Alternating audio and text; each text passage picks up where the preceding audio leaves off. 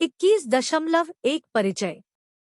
इस खंड के पिछले 2 खंडों में चर्चा की गई है कि फिल्मों और किताबों में भारतीय प्रवासी को कैसे चित्रित किया जाता है।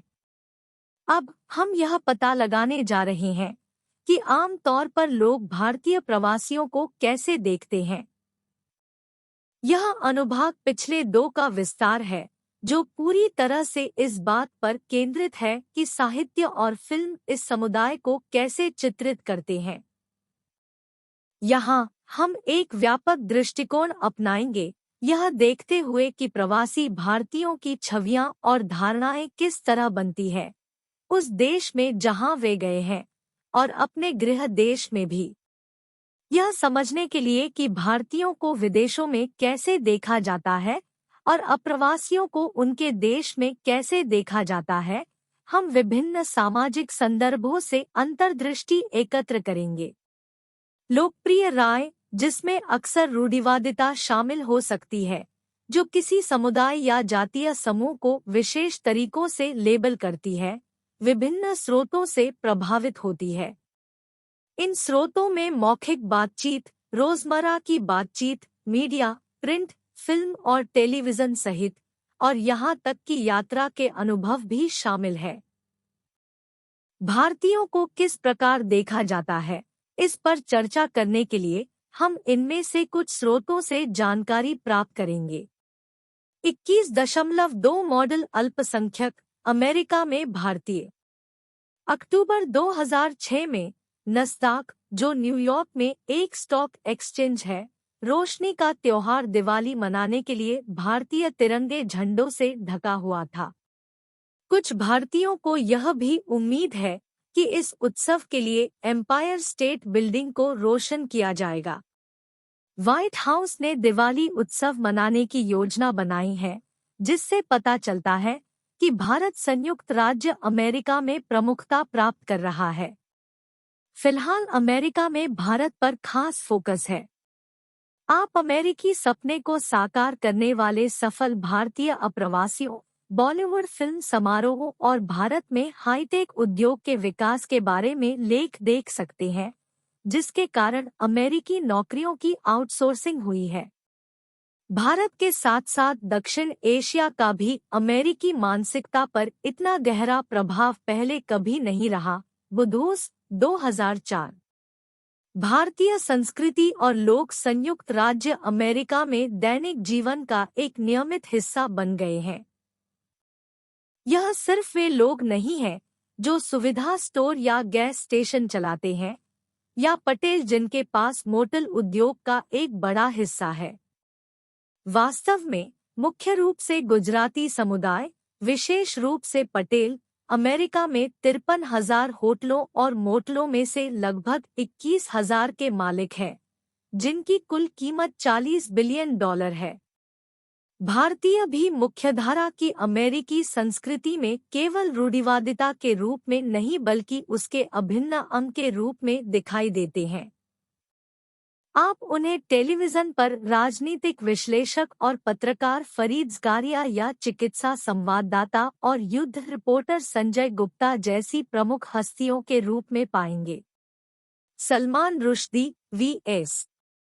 जैसे प्रसिद्ध लेखक, नायपॉल और रोहिंटन मिस्त्री सहित अन्य लोगों ने भारतीय प्रवासियों को साहित्यिक मानचित्र पर ला दिया है। झुम्पा लाहिड़ी ने विशिष्ट अमेरिकी कथा साहित्य के लिए प्रतिष्ठित पुलित्जर पुरस्कार जीता, जिससे समुदाय की साहित्यिक उपलब्धियां बढ़ी। अमेरिका में रहने वाली भारतीय लेखिका किरण देसाई ने हाल ही में बुकर पुरस्कार जीता, जिससे भारतीय प्रवासियों की उपलब्धियों पर और प्रकाश डाला गया। फिल्म की दुनिया में The Sixth Sense fame M Night Shyamalan और फिल्म एलिजाबेथ के लिए जाने जाने वाले शेखर कपूर जैसे निर्देशकों ने भारतीय प्रवासियों को और अधिक दृश्यमान बनाया है। यहाँ तक कि रोजमर्रा की जिंदगी में भी भारतीय प्रभाव अमेरिकी संस्कृति का हिस्सा बन गए हैं। न्यूयॉर्क पत्रिका ने कहा कि भारत ने कूल कोशंट प्राप्त किया है। न्यूज़वीक ने अमेरिकन मसाला शीर्षक के तहत लेखों की एक श्रृंखला चलाई, जिसमें महाशक्ति पर उपमहाद्वीप के प्रभाव पर जोर दिया गया, जिसमें कहा गया कि भारत ने अमेरिकियों के खाने, पहनने, काम करने और खेलने के तरीके को बदल दिया है। अधिकांश अमेरिकी अब स्टारबक्स के मेनू में चाय जैसी चीजें देखने के आदी हो गए हैं, भले ही वे मूल भारतीय संस्करण से काफी अलग हो, जैसे कि वेनिला स्वाद वाली आइस चाय। कई लोग भारतीय संगीत के भी आदी हो गए हैं, चाहे वह हिप हॉप के साथ मिश्रित एशियाई डब शैली हो या उसके मूल रूप में आनंद लिया गया हो। न्यूयॉर्क में एसओबीएस में बेसमेंट भांगड़ा जैसे कार्यक्रम डीजे रेखा द्वारा आयोजित, जिन्हें टाइम आउट न्यूयॉर्क पत्रिका द्वारा न्यूयॉर्क में सर्वश्रेष्ठ डीजे नामित किया गया था, को न्यूयॉर्क पत्रिका द्वारा एनवाईसी में सर्वश्रेष्ठ पार्टी कहा गया है। कैलिफोर्निया में नवीनतम फिटनेस सनक मसाला भांगड़ा वर्कआउट है। द सोप्रानोस जैसी लोकप्रिय टेलीविजन श्रृंखला से लेकर जिम कैरी और केट विंसलेट अभिनीत film eternal sunshine of the spotless mind के साउंड ट्रैक तक, जहां लता मंगेशकर की आवाज सुनी जा सकती है, हिंदी फिल्मी गीतों ने अप्रत्याशित स्थानों पर अपनी जगह बना ली है। मॉनसून वेडिंग और बेंड इट लाइक बेकहम जैसी फिल्में अविश्वसनीय रूप से सफल रही। ऐसा केवल इसलिए नहीं था कि वे उत्कृष्ट फिल्में थीं, बल्कि इसलिए भी क्योंकि इन फिल्मों में भारतीय पात्र विभिन्न पृष्ठभूमि के लोगों से संबंधित थे। भारतीय प्रवासी महिला निर्देशकों द्वारा बनाई गई ये दोनों फिल्में भारतीयों को वैश्वीकृत दुनिया में आराम से रहते हुए दिखाती है। बेंड इट लाइक बेकहम में हम एक युवा महिला को अपने ब्रिटिश किशोर जीवन के साथ अपने भारतीय आप्रवासी परिवार की अपेक्षाओं को संतुलित करने की चुनौतियों से जूझते हुए देखते हैं। मॉनसून वेडिंग में एक अन्य युवा महिला को पारंपरिक पारिवारिक मूल्यों को बनाए रखने के संघर्ष का सामना करना पड़ता है, साथ ही एक अमेरिकी देसी मंगेतर की मांगों और अपनी इच्छाओं का प्रबंधन भी करना पड़ता है। ये फिल्में उन जटिल परिस्थितियों को उजागर करती हैं, जिनका सामना लोग विभिन्न सांस्कृतिक अपेक्षाओं के बीच फंसने पर कर सकते हैं। संयुक्त राज्य अमेरिका में भारतीय लगभग 2.5 मिलियन लोगों के साथ प्रवासी भारतीयों के सबसे बड़े समूहों में से एक हैं। वे सबसे समृद्ध लोगों में से एक हैं, क्योंकि उनकी औसत आय मेजबान देश की तुलना में 1.5 गुना अधिक है। भारतीयों का विभिन्न क्षेत्रों, विशेषकर शिक्षा, सूचना प्रौद्योगिकी और चिकित्सा में अच्छा प्रतिनिधित्व है। 1997 से 98 में अमेरिकी विश्वविद्यालयों में 4,000 से अधिक भारतीय मूल के प्रोफेसर और 33,000 भारतीय मूल के छात्र थे। American association of physician of Indian origin के 35,000 सदस्य हैं। 2000 में फॉर्च्यून पत्रिका ने अनुमान लगाया था कि सिलिकॉन वैली में भारतीय उद्यमियों ने लगभग $250 बिलियन की संपत्ति अर्जित की थी। उत्तरी कैरोलिना के एक सीनेटर जेसी हेल्म्स ने सितंबर 1997 में Indian American forum of political education में एक भाषण के दौरान भारतीय अमेरिकियों की प्रशंसा करते हुए कहा, भारतीय अमेरिकी संयुक्त राज्य अमेरिका द्वारा पेश किए जाने वाले सर्वोत्तम और प्रतिभाशाली लोगों का प्रतिनिधित्व करते हैं। जैसे जैसे अमेरिका में भारतीयों को प्रमुखता मिली, इस तरह की सराहना काफी आम हो गई। पिछले एक दशक में विभिन्न अमेरिकी प्रकाशनों में भारतीयों को प्रमुखता से दिखाया गया है। उदाहरण के लिए, भारत में समाचार पत्र अक्सर बिल क्लिंटन की यात्राओं को उजागर करते थे, जबकि न्यूयॉर्क टाइम्स ने दूसरी पीढ़ी की भारतीय नीरा टंडन के बारे में एक लंबी कहानी प्रकाशित की, जिन्होंने हिलेरी क्लिंटन के सीनेट अभियान का प्रबंधन किया था। झुम्पा लाहिड़ी ने साहित्यिक पत्रिकाओं के मुखपृष्ठ की भी शोभा बढ़ाई। इस बढ़ी हुई दृश्यता को केवल 1990 के बाद से भारतीय जनसंख्या में 106% की वृद्धि के लिए जिम्मेदार नहीं ठहराया जा सकता है। भारतीयों की मॉडल अल्पसंख्यक के रूप में मान्यता अधिक महत्वपूर्ण है। रमना 2001। अमेरिकियों के मन में सफल अप्रवासी और एक आदर्श अल्पसंख्यक के रूप में भारत का विचार हाल ही में विकसित हुआ है। 1900 के दशक की शुरुआत में जब सिख अमेरिका आए तो उन्हें श्वेत एंग्लो-सैक्सन संस्कृति के लिए खतरे के रूप में देखा गया और लोगों को डर था कि वे उनकी नौकरियां छीन लेंगे। उन्हें जमीन खरीदने की अनुमति नहीं थी और अक्सर उन्हें छोड़ने के लिए मजबूर किया जाता था। कई लोग कनाडा चले जाते थे। 1960 के दशक में जैसे ही शिक्षित पेशेवरों ने कामकाजी वर्ग की आबादी का स्थान लेना शुरू किया, चीजें बदल गई। विजय प्रसाद का तर्क है कि अमेरिकी आव्रजन नीति ने जानबूझकर भारतीय अप्रवासियों का चयन किया। अपनी पुस्तक द कर्मा ऑफ ब्राउन फोक में प्रसाद बताते हैं कि अमेरिका में भारतीय उपमहाद्वीप के लोगों का एक यादृच्छिक मिश्रण नहीं थे, उन्हें आव्रजन कानूनों द्वारा सावधानीपूर्वक चुना गया था।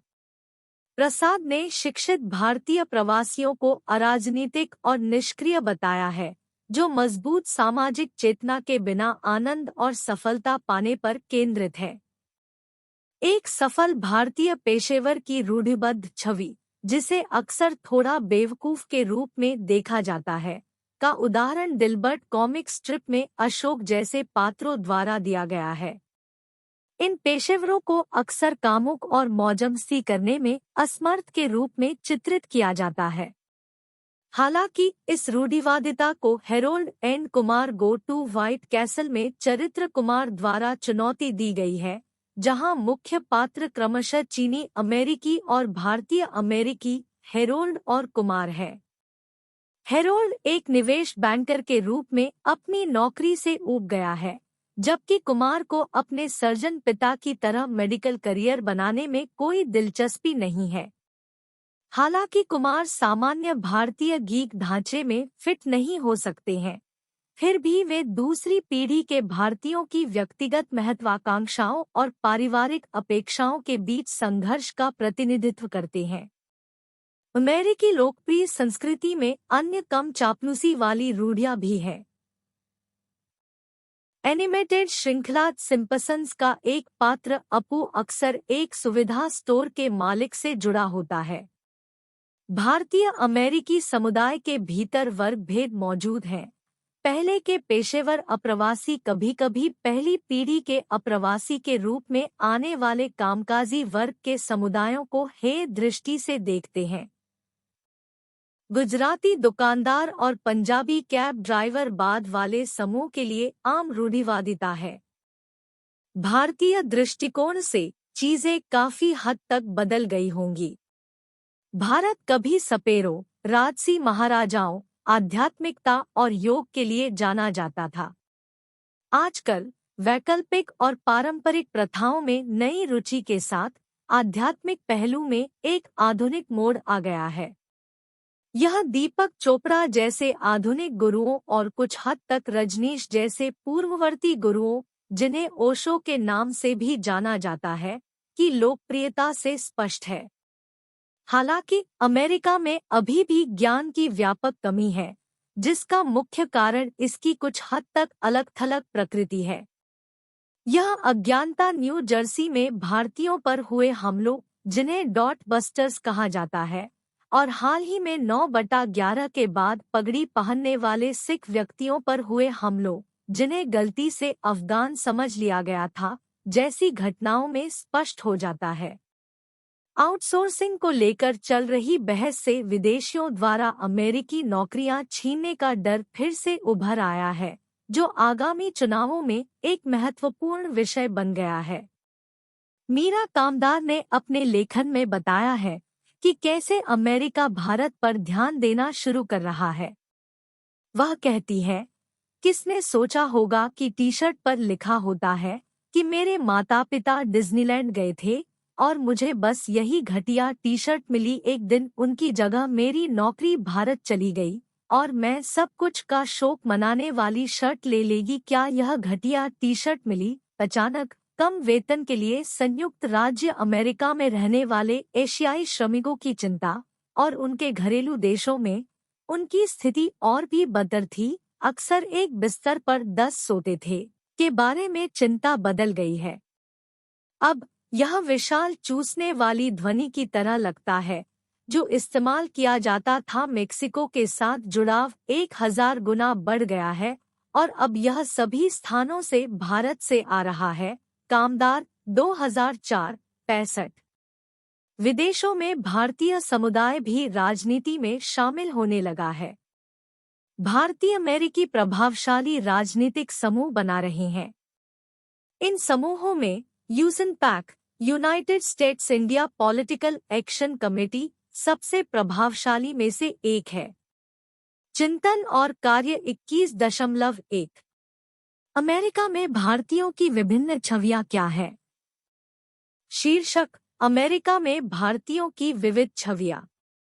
परिचय: इंदिरा गांधी राष्ट्रीय मुक्त विश्वविद्यालय इग्नू में एक छात्र के रूप में मुझे अमेरिका में भारतीयों की विभिन्न छवियों पर विचार करने और चर्चा करने का काम सौंपा गया है।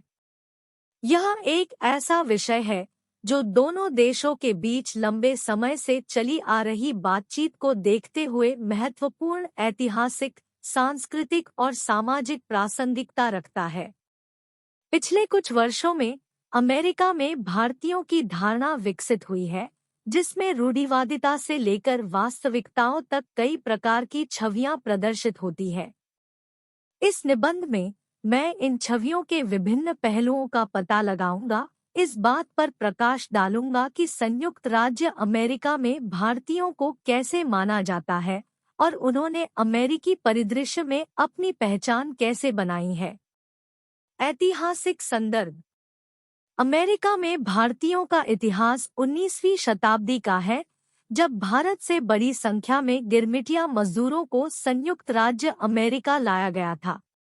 हालांकि यह 20वीं सदी के मध्य में था कि भारतीय प्रवासियों की एक महत्वपूर्ण लहर अमेरिका पहुंची, खासकर 1965 के आप्रवासन और राष्ट्रीयता अधिनियम के बाद, जिसने राष्ट्रीय मूल कोटा को समाप्त कर दिया। इतिहास में इन दो अलग-अलग अवधियों ने अमेरिका में भारतीयों की धारणा को आकार दिया है। रूढ़िवादिता: रूढ़िवादी भारतीय ऐतिहासिक रूप से अमेरिका में भारतीयों को अक्सर प्राच्यवाद और अज्ञानता में निहित रूढ़िवादिता का शिकार होना पड़ा है। इन रूढ़िबद्ध धारणाओं में भारतीयों को विदेशी और रहस्यमय शख्सियतों के रूप में चित्रित करना शामिल है। सपेरे के चित्रण से लेकर हिमालय में योगी तक, इन घिसी-पिटी बातों ने धारणाओं को आकार दिया है, जिससे भारतीय संस्कृति और लोगों के बारे में गलतफहमी पैदा हुई है। मॉडल अल्पसंख्यक मिथक: एक अधिक आधुनिक रूढ़िवादिता जो उभर कर सामने आई है वह है मॉडल अल्पसंख्यक।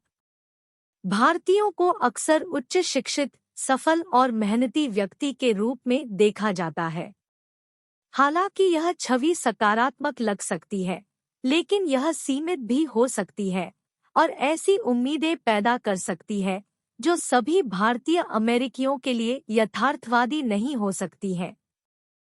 हकीकत: विविध और बहुआयामी अमेरिका में भारतीय एक विविध समूह है जो विभिन्न क्षेत्रों, भाषाओं, धर्मों और पृष्ठभूमियों से आते हैं। इस विविधता ने सांस्कृतिक परंपराओं की एक समृद्ध टेपेस्ट्री को जन्म दिया है, जो रूढ़िवादी धारणाओं से कहीं आगे तक फैली हुई है। भारतीय अमेरिकियों ने विज्ञान, प्रौद्योगिकी, व्यवसाय, राजनीति और कला जैसे विभिन्न क्षेत्रों में संयुक्त राज्य अमेरिका की सांस्कृतिक पच्चीकारी में योगदान दिया है। सांस्कृतिक प्रभाव: अमेरिका में भारतीय संस्कृति का प्रभाव निर्विवाद है। योग, भारतीय व्यंजन और बॉलीवुड सभी महत्वपूर्ण सांस्कृतिक निर्यात बन गए हैं। इसके अतिरिक्त दिवाली और होली का उत्सव अधिक व्यापक हो गया है और भारतीय त्योहारों को व्यापक अमेरिकी दर्शकों द्वारा पहचाना और मनाया जाता है। शैक्षिक और आर्थिक उपलब्धियां: भारतीय अमेरिकियों ने वास्तव में संयुक्त राज्य अमेरिका में उल्लेखनीय सफलता हासिल की है। इंजीनियरिंग, चिकित्सा और प्रौद्योगिकी जैसे क्षेत्रों में उनका प्रतिनिधित्व अधिक है। बड़ी संख्या में भारतीय अमेरिकियों ने अकादमिक क्षेत्र में उत्कृष्ट प्रदर्शन किया है और नोबेल पुरस्कार सहित प्रतिष्ठित पुरस्कार जीते हैं। चुनौतियां। धारणा बनाम वास्तविकता। अमेरिका में भारतीयों के सामने आने वाली महत्वपूर्ण चुनौतियों में से एक धारणा और वास्तविकता के बीच का अंतर है। जबकि कुछ भारतीय अमेरिकियों ने असाधारण सफलता हासिल की है, यह पहचानना आवश्यक है कि समुदाय अखंड नहीं है और कई व्यक्तियों को आप्रवासन, भेदभाव और सामाजिक एकीकरण से संबंधित चुनौतियों का सामना करना पड़ता है। भेदभाव और घृणा अपराध। भारतीय अमेरिकी कई अन्य जातीय और नस्लीय समूहों की तरह भेदभाव और घृणा अपराधों का लक्ष्य रहे हैं। 2017 में कैंसस बार में हुई गोलीबारी जैसी घटनाओं ने पूर्वाग्रहों और रूढ़िवादिता को दूर करने की आवश्यकता पर प्रकाश डाला है। सांस्कृतिक पहचान। कई भारतीय अमेरिकी पहचान के विचार से जूझते हैं, क्योंकि अमेरिकी नागरिक होने के बावजूद उन्हें अक्सर बाहरी लोगों के रूप में देखा जाता है। उनकी भारतीय विरासत को उनकी अमेरिकी पहचान के साथ संतुलित करना एक जटिल प्रक्रिया हो सकती है, जिसके परिणामस्वरूप अद्वितीय सांस्कृतिक गतिशीलता उत्पन्न होती है। अमेरिकी समाज पर प्रभाव। भारतीयों ने अमेरिकी समाज को आकार देने में महत्वपूर्ण भूमिका निभाई है। विभिन्न क्षेत्रों में उनका योगदान स्पष्ट है। भारतीय मूल की पहली महिला अंतरिक्ष यात्री कल्पना चावला और गूगल और अल्फाबेट इंक के सीईओ सुंदर पिचाई जैसे उल्लेखनीय व्यक्ति अमेरिका में भारतीयों द्वारा किए गए प्रभाव का उदाहरण है। इसके अलावा भारतीय व्यंजन अमेरिकी पाक परिदृश्य का एक हिस्सा बन गए हैं। पूरे देश में भारतीय रेस्तरां और खाद्य ट्रक फल फूल रहे हैं। निष्कर्ष। अमेरिका में भारतीयों की छवि बहुआयामी है और समय के साथ विकसित हुई है। हालांकि रूढ़िवादिता कायम है, वास्तविकता कहीं अधिक जटिल है। भारतीय अमेरिकी समाज में महत्वपूर्ण योगदान दे रहे हैं। जैसा कि हम इन विविध छवियों पर विचार करते हैं, भारतीय अमेरिकी समुदाय के भीतर विविधता, उनकी उपलब्धियों और उनके सामने आने वाली चुनौतियों को पहचानना महत्वपूर्ण है। अधिक समावेशी समाज के निर्माण के लिए रूढ़ियों से परे जाना और अमेरिका में भारतीयों के समृद्ध सांस्कृतिक, सामाजिक और आर्थिक योगदान को अपनाना आवश्यक है, जिससे इस गतिशील समुदाय की गहरी समझ को बढ़ावा मिले। 21.3 ब्रिटेन में भारतीय समुदाय। भारतीय प्रवासी को अक्सर ब्रिटिश एशियाई कहा जाता है, एक शब्द जिसमें पाकिस्तान, बांग्लादेश, श्रीलंका और भारत के अप्रवासी शामिल है। हालांकि कई भारतीयों का मानना है कि इन दक्षिण एशियाई समुदायों के बीच धर्म, भाषा और संस्कृति के मामले में महत्वपूर्ण अंतर है। इससे इस बात पर बहस छिड़ गई है कि क्या भारतीयों को राष्ट्रीयता या धर्म के आधार पर ब्रिटिश भारतीय या ब्रिटिश हिंदू जैसे किसी विशिष्ट शब्द का उपयोग करना चाहिए। ब्रिटिश एशियाई लोगों में भारतीय सबसे बड़ा समूह है। 2001 की यूके जनगणना के अनुसार 2.33 मिलियन ब्रिटिश एशियाई है, जो यूके की आबादी का 4% है। इस समूह में 1.05 मिलियन भारतीय मूल के हैं। जनसंख्या का 1.8%, 7,47,000 पाकिस्तानी मूल के हैं। 1.3%, 2,83,000 बांग्लादेशी मूल के हैं। 0.5% और 2,47,000 अन्य एशियाई पृष्ठभूमि 0.4% से आते हैं, मुख्य रूप से श्रीलंकाई। ब्रिटेन की गैरश्वेत आबादी में आधे से अधिक 50.2% ब्रिटिश एशियाई है। ब्रिटिश भारतीयों के बीच धार्मिक विविधता उल्लेखनीय है, जिसमें 45% हिंदू, 29% सिख और 13% मुस्लिम के रूप में पहचान रखते हैं। इसके विपरीत ब्रिटिश पाकिस्तानी और बांग्लादेशी मुख्य रूप से मुस्लिम है, जो प्रत्येक समूह का 92% हिस्सा बनाते हैं। ब्रिटिश भारतीय मुख्य रूप से 2 भारतीय राज्यों से आते हैं, जिनमें सिख बड़े पैमाने पर पंजाब से और हिंदू गुजरात, पंजाब और पश्चिम बंगाल क्षेत्रों से आते हैं। ब्रिटेन में भारतीयों के बसने का इतिहास कई साल पुराना है। शुरुआती प्रवासन ईस्ट इंडिया कंपनी की भारत के साथ बातचीत के दौरान हुआ था। दक्षिण एशियाई व्यक्तियों ने ग्रेट ब्रिटेन में बसना तब शुरू किया जब ईस्ट इंडिया कंपनी (EIC) ने भारत की यात्राओं के दौरान अपने ईस्ट इंडिया में जहाज़ों पर पदों को भरने के लिए लश्कर को काम पर रखा। इनमें से कुछ लश्कर लंदन में फंसे हुए थे जब उन्हें वापस लौटने की अनुमति नहीं थी। इसके अतिरिक्त धनी ब्रिटिश परिवारों के घरेलू नौकर, जिन्हें अहियास के नाम से जाना जाता है, एशिया में अपना समय बिताने के बाद अपने नियोक्ताओं के साथ ब्रिटेन वापस आ गए। 1660 के नेविगेशन अधिनियम ने ईस्ट इंडिया कंपनी के जहाज़ों पर चालक दल के 1/4 तक लौटने की अनुमति वाले गैर-अंग्रेजी नाविकों की संख्या को सीमित कर दिया। ईस्ट ग्रीनविच के बपतिस्मा रिकॉर्ड से पता चलता है कि 17वीं शताब्दी के अंत में मालाबार तट के युवा भारतीयों को नौकरों के रूप में काम पर रखा गया था।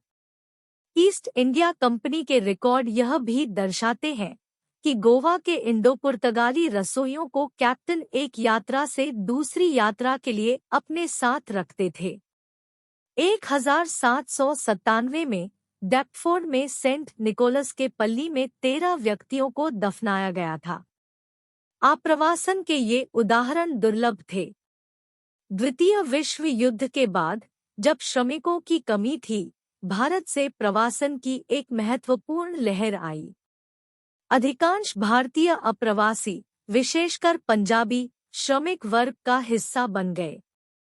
द्वितीय विश्व युद्ध के बाद ब्रिटेन में विस्तारित स्वास्थ्य सेवा प्रणाली का समर्थन करने के लिए डॉक्टरों और स्वास्थ्य देखभाल पेशेवरों की भी आवश्यकता थी, इसलिए भारतीय डॉक्टरों की भर्ती की गई क्योंकि वे ब्रिटिश चिकित्सा मानकों को पूरा करते थे। 1970 के दशक में भारतीय अप्रवासियों की एक और लहर आई। वे पहले अफ्रीका में बस गए थे, लेकिन सामाजिक राजनीतिक तनाव और मूल अफ्रीकी लोगों के भारतीयों के प्रति नकारात्मक रवैये के कारण उन्हें वहां से निकलने के लिए मजबूर होना पड़ा। यूके में प्रवासन कई दशकों तक चला और प्रवासियों की विशेषताएं ब्रिटिश समाज की परिस्थितियों और ज़रूरतों के साथ साथ उन्हें अपने देश छोड़ने के लिए प्रेरित करने वाले कारणों के आधार पर विकसित हुई। समय के साथ इन प्रवासियों की धारणाएं भी बदलती गई। ब्रिटेन में भारतीयों और एशियाई ब्रिटिश लोगों की छवि जटिल है। हालांकि यहाँ महत्वपूर्ण भेदभाव है। संयुक्त राज्य अमेरिका की घटना के समान भारतीय संस्कृति के प्रति आकर्षण भी है। अंततः ब्रिटिश साम्राज्य में भारत एक बेशकीमती संपत्ति थी और इसमें एक विशेष आकर्षण था जो इसे एक रहस्यमय, आध्यात्मिक और रहस्यमय जादुई जगह के रूप में चित्रित करता था। पश्चिम ने इन गुणों से अलग महसूस करते हुए भारत से सीखने और प्रेरणा लेने की कोशिश की। ये धारणाएं E.M. फोस्टर और रुडयार्ड किपलिंग जैसे लेखकों के औपनिवेशिक साहित्य तक ही सीमित नहीं थी। वे कायम रहे और प्रभावित किया कि पश्चिमी दुनिया भारत को उसके सीपियाटोन आकर्षण के साथ कैसे देखती है। भारत से जुड़े आध्यात्मिकता और जादू के विचार बाद के वर्षों में भी प्रभावशाली बने रहे। धर्म और कर्म की आध्यात्मिक अवधारणाओं की खोज, जो भारत से गहराई से जुड़ी हुई है, हिप्पियों के बीच प्रतिसंस्कृति आंदोलन का एक महत्वपूर्ण हिस्सा थी। एक किताब जो भारत के प्रति इस आकर्षण का उदाहरण देती है, वह है अनीता देसाई की कर्माकोला। आज भी ये आध्यात्मिक पहलू नए युग के आंदोलन में कई लोगों के भारत को देखने के तरीके को आकार दे रहे हैं। भारत से ब्रिटेन में अधिकांश आप्रवासन 1950 के दशक से हुआ है। हालांकि 1688 की शुरुआत में भारतीयों के ब्रिटेन जाने के प्रमाण मौजूद हैं। उस समय अप्रवासी आबादी काफी छोटी और बिखरी हुई थी। इसमें मुख्य रूप से लश्कर शामिल थे, जो बंगाल और गोवा के नाविक थे, साथ ही आया और नानी भी थी। ईस्ट इंडिया कंपनी (EIC) ने भारत में यात्राओं के दौरान ईस्ट इंडिया मैन पर अपने दल में रिक्तियों को भरने के लिए लश्करों की भर्ती की। इनमें से कई लश्करों को वापस लौटने की अनुमति नहीं दी गई और वे लंदन में ही फंसे रह गए। कुछ आयाएं, जो भारत में धनी ब्रिटिश परिवारों के घरेलू नौकर थे, अपने नियोक्ताओं के साथ ब्रिटेन वापस आ गई। 18वीं शताब्दी के बाद से भारतीय लश्कर लंदन गोदी के पास बस गए और विविध गोदी समुदायों का हिस्सा बन गए। वे अक्सर स्थानीय अंग्रेज महिलाओं के साथ रहते थे और उनसे विवाह करते थे। 1858 में लश्करों के लिए आवास प्रदान करने और उन्हें भारत लौटने वाले जहाज़ों पर काम ढूंढने में मदद करने के लिए लंदन के वेस्ट इंडिया डॉक रोड पर स्ट्रेंजर्स होम की स्थापना की गई थी। 19वीं सदी में कभी-कभार निराश्रित दक्षिण एशियाई लोगों के मामले सामने आते थे, जो भारत वापस लौटने की मांग करते थे, जो ब्रिटिश लाइब्रेरी में दर्ज है। इंग्लैंड में ब्रिटिश परिवारों के साथ आने वाली नानी और आया अपने नियोक्ताओं के साथ रहती थी। आया होम नामक एक संस्था की स्थापना 1897 में एल्डगेट में उन अयाहों को घर देने के लिए की गई थी जो भारत लौटने की प्रतीक्षा कर रहे थे। अनुमान है कि 1932 तक लगभग 7,000 दक्षिण एशियाई ब्रिटेन में रह रहे थे। स्रोत www.movanghare.co.uk। 19वीं सदी में भारतीयों को ब्रिटिश प्रजा के रूप में ब्रिटेन जाने की अनुमति थी। हालांकि जो लोग भारत की स्वतंत्रता के पक्ष में राजनीतिक संबंध रखते थे और जिन्हें ब्रिटिश विरोधी के रूप में देखा जाता था, उन्हें ब्रिटेन में प्रवेश की अनुमति नहीं थी। 1930 के दशक की शुरुआत से सीमित धन वाले लोगों के लिए भी प्रतिबंध थे। पासपोर्ट का नियंत्रण मुख्य रूप से पंजाब क्षेत्र के भारतीय तस्करों पर केंद्रित था, जो अपने घर-घर बिक्री व्यवसायों में मदद करने के लिए अपने परिवार के सदस्यों को ब्रिटेन लाना चाहते थे। 1948 में ब्रिटिश राष्ट्रीयता अधिनियम लागू होने के बाद, जिसने ब्रिटिश नागरिकों और राष्ट्रमंडल नागरिकों के लिए मुफ्त प्रवेश की गारंटी दी, ब्रिटेन आने वाले दक्षिण एशियाई लोगों की संख्या में वृद्धि हुई। कई आप्रवासियों ने नस्लीय भेदभाव का अनुभव किया। 1900 के दशक के मध्य में अधिकांश आप्रवासी भारत में ग्रामीण कामकाजी वर्ग की पृष्ठभूमि से आए थे और कुछ पेशेवरों के विपरीत, जो उसी समय यूके चले गए थे, अंग्रेजी या पश्चिमी रीतिरिवाजों से बहुत परिचित नहीं थे। कामकाजी वर्ग की पृष्ठभूमि वाले लोग कम वेतन वाली और गैर पेशेवर नौकरियां करने लगे।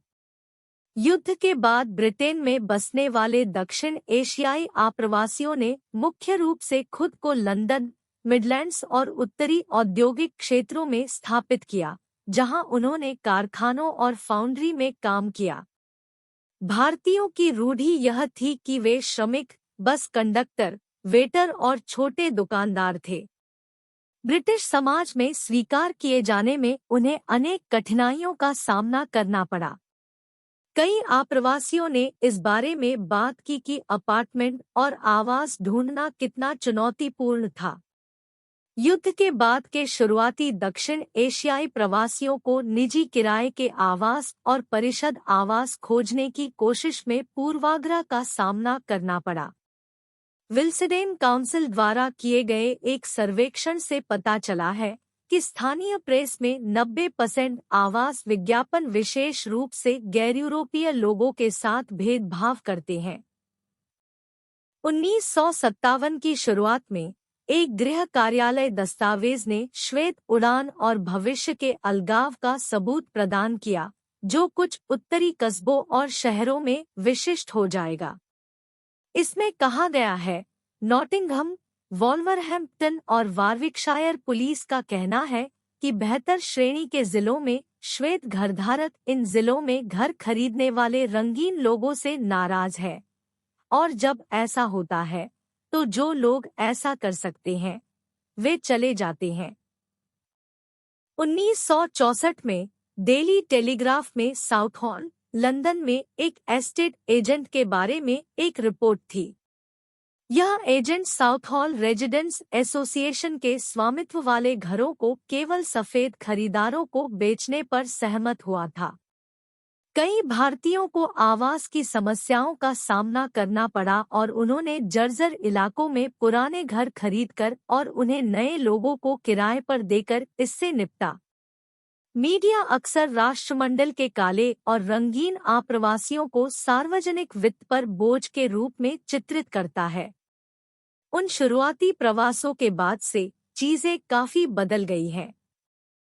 ब्रिटेन में भारतीय अब तीसरी पीढ़ी का प्रतिनिधित्व करते हैं। जबकि जातीयता और नस्ल के आधार पर कुछ संघर्ष हुए हैं, भारतीयों के बारे में कुछ रूढ़ियां विकसित हुई है। उन्हें अब एक सफल आप्रवासी समुदाय के रूप में देखा जाता है। कई पेशेवर और सफल व्यवसायी, साथ ही मीडिया, साहित्य, अभिनय, चिकित्सा क्षेत्र और राजनीति के व्यक्ति ब्रिटिश समाज के अभिन्न अंग बन गए हैं। उन्होंने अंग्रेजों के भारतीयों के प्रति दृष्टिकोण को बदल दिया है। कई वर्षों के बाद अब भारतीय संस्कृति और भारतीय पहचान ने ब्रिटिश कल्पना पर कब्जा कर लिया है। भारतीय व्यंजन अंग्रेजी परिदृश्य का एक हिस्सा बन गया है। लोकप्रिय संस्कृति पर ब्रिटिश एशियाई लोगों का सबसे महत्वपूर्ण प्रभाव संभवतः भारतीय रेस्तरां है, भले ही इनमें से अधिकांश बांग्लादेशी मूल के लोगों द्वारा चलाए जाते हैं। एक हालिया सर्वेक्षण में पाया गया कि चिकन टिक्का मसाला अब मछली और चिप्स की तुलना में अधिक लोकप्रिय है, जिससे यह राष्ट्रीय व्यंजन बन गया है। दिलचस्प बात यह है कि चिकन टिक्का मसाला और लोकप्रिय बाल्टी ब्रिटिश एशियाई आविष्कार है और भारतीय उपमहाद्वीप में तब तक ज्ञात नहीं थे जब तक कि ब्रिटिश छुट्टियों के निर्माताओं ने उनसे अनुरोध नहीं किया था। 1970 के दशक से ब्रिटिश एशियाई कलाकारों और लेखकों ने मुख्यधारा की संस्कृति में महत्वपूर्ण सफलता हासिल की है। दिवंगत फ्रेडी मर्करी, जिन्होंने रॉक बैंड क्वीन का नेतृत्व किया था, ब्रिटेन में मुख्यधारा की सेलिब्रिटी और दुनिया भर में प्रसिद्धि पाने वाले पहले ब्रिटिश एशियाई थे। उनसे पहले साबू दस्तगीर जैसे अन्य लोग ब्रिटिश और हॉलीवुड फिल्मों में विदेशी किरदार निभाने के लिए मशहूर थे। संजीव भास्कर, मीरा सयाल और शाजिया मिर्जा जैसे हास्य कलाकार ब्रिटिश लोकप्रिय संस्कृति में प्रसिद्ध हस्तियां हैं। अभिनेत्री परमिंदर नागरा की अमेरिकी टीवी श्रृंखला ईआर में प्रमुख भूमिका थी और उन्होंने सफल British film band it like Beckham में मुख्य भूमिका निभाई थी। अभिनेता नवीन एंड्रयूज ने लोकप्रिय अमेरिकी टीवी श्रृंखला लॉस्ट में सईद जर्राह की भूमिका निभाई और पुरस्कार विजेता फिल्म द इंग्लिश पेशेंट में महत्वपूर्ण भूमिका निभाई। प्रसारक कृष्णन गुरुमूर्ति और समीरा अहमद सम्मानित चैनल 4 न्यूज प्रस्तुत करते हैं। बॉक्स 21.1 ब्रिटेन में पले-बढ़े। यूके में गुरिंदर चड्ढा का जीवन एक ब्रिटिश एशियाई महिला का एक प्रमुख उदाहरण है, जिसने अपनी सफलता पाने के लिए मानदंडों को चुनौती दी। उनका परिवार 1970 के दशक के दौरान पूर्वी अफ्रीका से ब्रिटेन स्थानांतरित हो गया। वह एक मामूली भारतीय किराने की दुकान के मालिक की बेटी के रूप में पली-बढ़ी और व्यक्तिगत रूप से ब्रिटेन में एशियाई लोगों द्वारा पैसे या सामाजिक प्रतिष्ठा की कमी के कारण सामना की जाने वाली कठिनाइयों और अपमान को देखा। अपने प्रारंभिक वर्षों के दौरान चड्ढा ने ब्रिटेन में बसी पंजाबी महिलाओं के चुनौतीपूर्ण जीवन को भी देखा, खासकर लीसेस्टर जैसे शहरों में, जहां 1/3 आबादी एशियाई मूल की है। उन्होंने देखा कि कैसे उनके पिता की तरह पुरानी पीढ़ी, जिन्होंने छोटी किराने की दुकानें या स्टेशनरी स्टोर खोले थे, ब्रिटिश आबादी के विशाल निम्न मध्यम वर्ग में शामिल हो गई और नस्लवादी गोरों द्वारा उनके साथ दुर्व्यवहार किया गया। चड्ढा बताती है कि कैसे उनके पिता को अपनी सीमित बचत के कारण बैंक में लंबा इंतजार करना पड़ता था। ब्रिटेन में शुरुआती एशियाई आप्रवासियों, जैसे कि उसके माता-पिता, की शिक्षा सीमित थी और वे अपने नए समाज में अलगाव की गहरी भावना से जूझ रहे थे। पंजाबी समुदाय, विशेष रूप से, एक दूसरे की कंपनी में सांत्वना पाता है, भांगड़ा नृत्य और पारिवारिक मेलमिलाप जैसी गतिविधियों में बंधता है, जो अक्सर चाय और भजिया के आसपास केंद्रित होते हैं।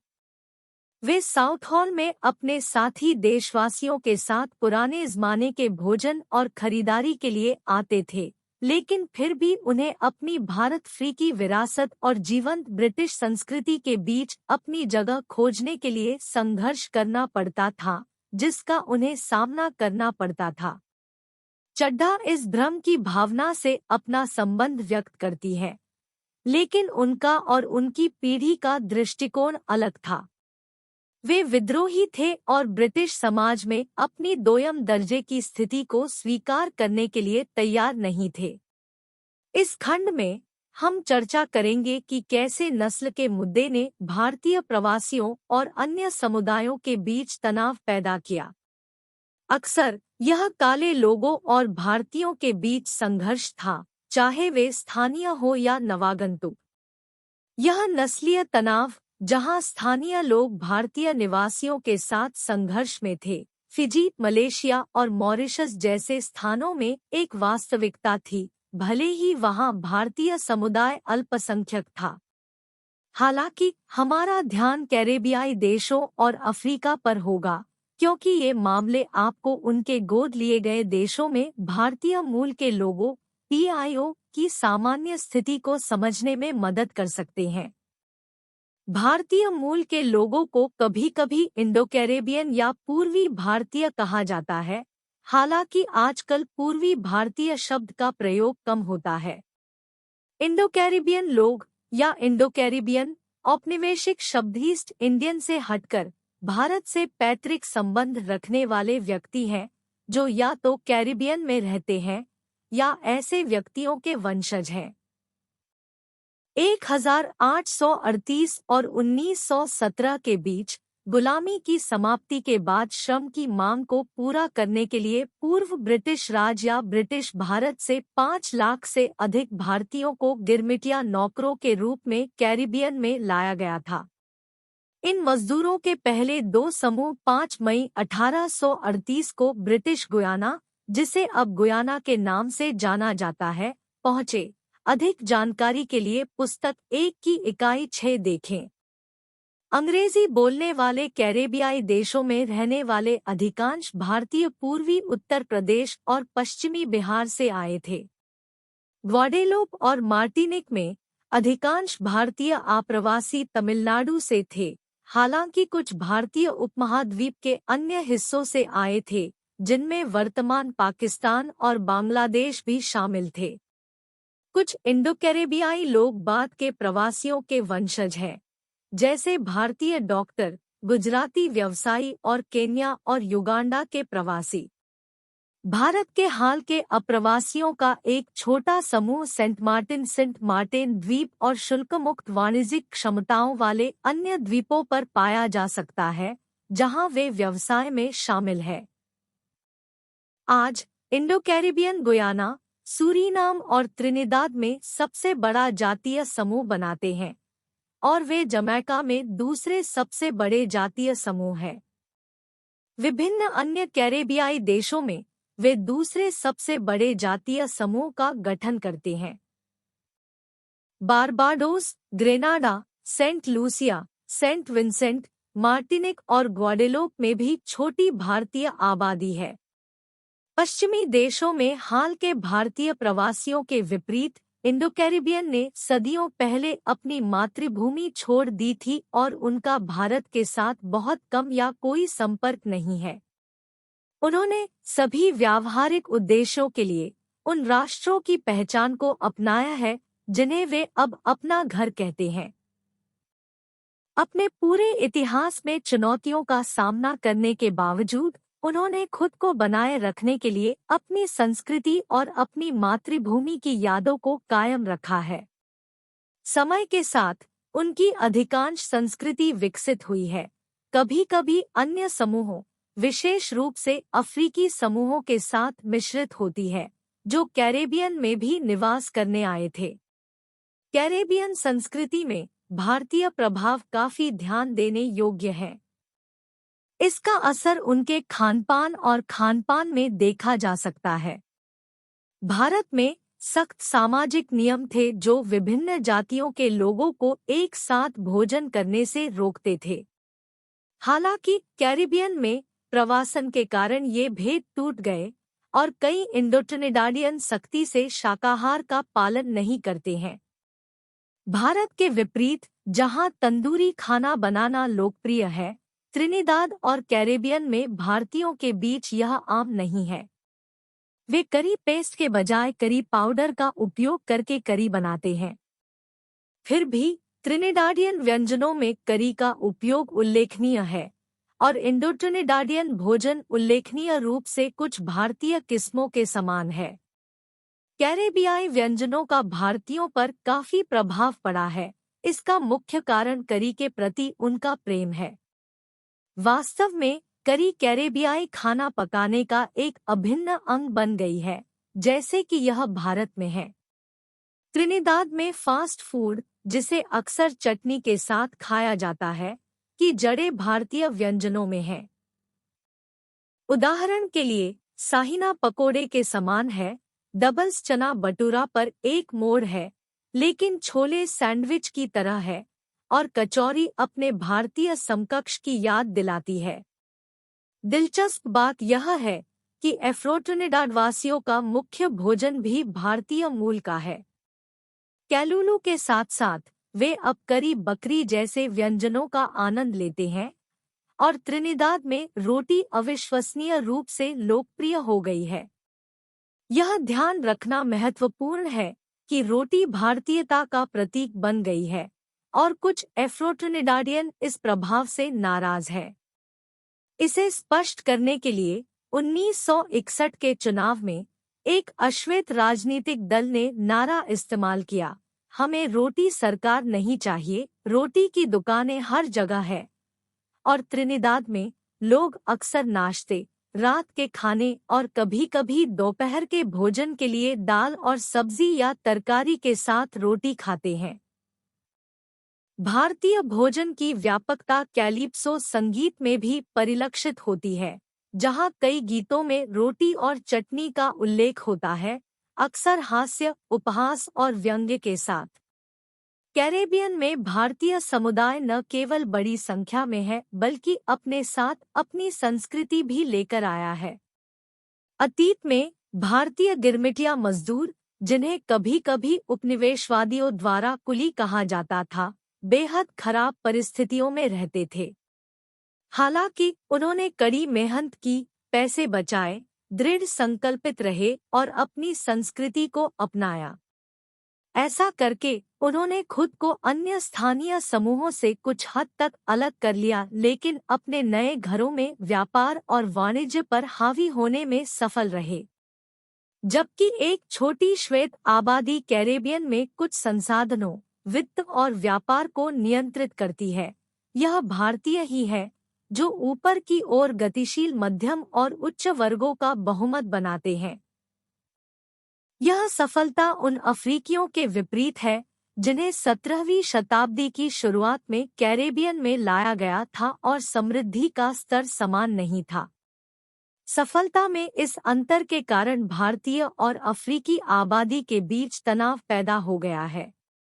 भारतीयों को अक्सर लालची और कुटिल के रूप में देखा जाता है, जबकि अन्य बातों के अलावा वे अफ्रीकियों को आलसी के रूप में देखते हैं।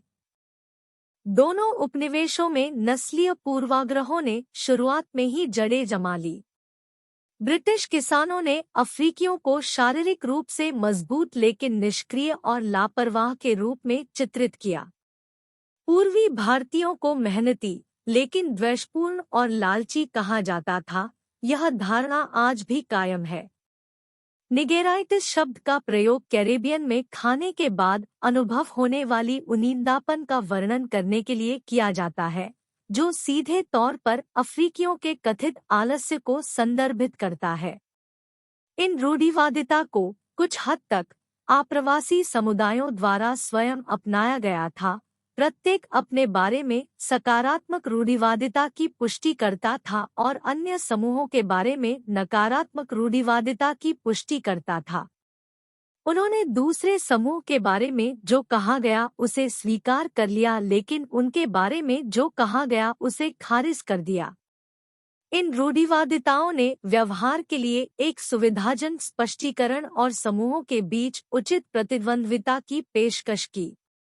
जब अफ्रीकियों ने कम वेतन पर काम करने या भारतीयों की तरह बागानों के साथ दीर्घकालिक अनुबंध करने से इनकार कर दिया तो उन्हें आलसी करार दिया गया। पूर्वी भारतीयों को तब स्वार्थी माना गया जब उन्होंने धन संचय करने के लिए अपने खर्चों को कम कर दिया। सीनारिन 2000। इन दोनों समूहों के बीच बातचीत की कमी एक दूसरे के बारे में उनके विचारों को मजबूत करती है। लगभग सभी समुदाय नस्ल के आधार पर विभाजित हैं। अंतर्जातीय विवाह दुर्लभ थे क्योंकि भारतीय खुद को काले के बजाय कोकेशियन के रूप में पहचानते थे और वे अपने बच्चों को अफ्रीकियों के लंगोट बाल, घुंघराले बाल नहीं रखना पसंद करते थे। रूढ़िवादिता जल्दी शुरू होती है और बनी रहती है क्योंकि लोग एक दूसरे के साथ सीखना और बातचीत करना जारी रखते हैं।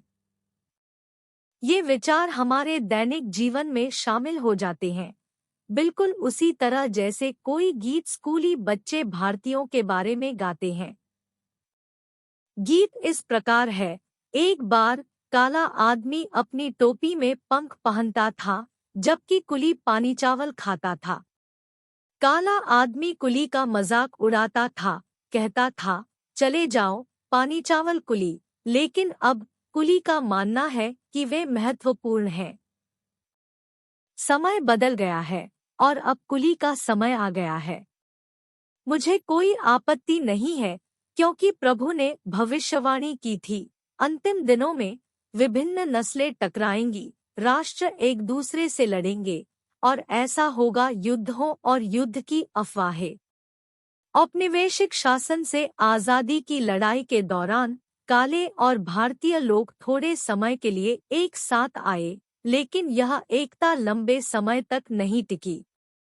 नस्ल के आधार पर विभाजन कायम है, जिससे न केवल राजनीति बल्कि जीवन के सामाजिक और सांस्कृतिक पहलू भी प्रभावित हो रहे हैं। ऐसी ही स्थिति अफ्रीका में भी देखी जा सकती है, जहां कैरेबियन की तरह ही काले और भारतीय समुदायों के बीच तनाव मौजूद है। अगले भाग में हम संक्षेप में पता लगाएंगे कि भारतीय और अफ्रीकी पृष्ठभूमि के लोग अंतर्जातीय संबंधों में एक दूसरे को कैसे देखते हैं। अफ्रीका में भारतीय। अफ्रीका में 25 लाख भारतीय रहते हैं। इनमें से अधिकांश मॉरिशस में भारतीय मूल के लोगों PIO के हैं, जो आबादी का लगभग 68% है, जिनकी कुल संख्या लगभग 7,15,000 है।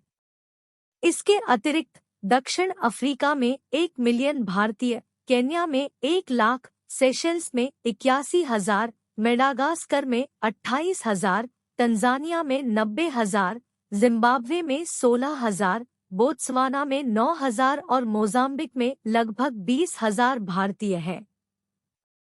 अधिकांश भारतीय पूर्वी अफ्रीका और दक्षिण अफ्रीका में केंद्रित हैं। हालांकि मॉरिशस को छोड़कर फ्रैंकोफोन देशों में भारतीय आबादी अपेक्षाकृत कम है। भारतीय शुरू में गिरमिटिया मजदूरों के रूप में अफ्रीका पहुंचे। उन्हें 1800 के दशक के अंत में युगांडा केन्या रेलवे के निर्माण पर काम करने के लिए श्वेत उपनिवेशवादियों द्वारा लाया गया था। मूल 32,000 ठेका मजदूरों में से लगभग 6,700 ने अफ्रीका में रहना चुना और कारीगरों, व्यापारियों, क्लर्कों और बाद में छोटे प्रशासकों सहित विभिन्न भूमिकाएं निभाईं। उन्हें औपनिवेशिक सरकार और खेती में भाग लेने से बाहर रखा गया था, लेकिन उन्होंने मूल काली आबादी के ऊपर एक मध्यम आर्थिक स्थिति पर कब्जा कर लिया था। कुछ ने डॉक्टर और वकील के रूप में भी अपना करियर बनाया।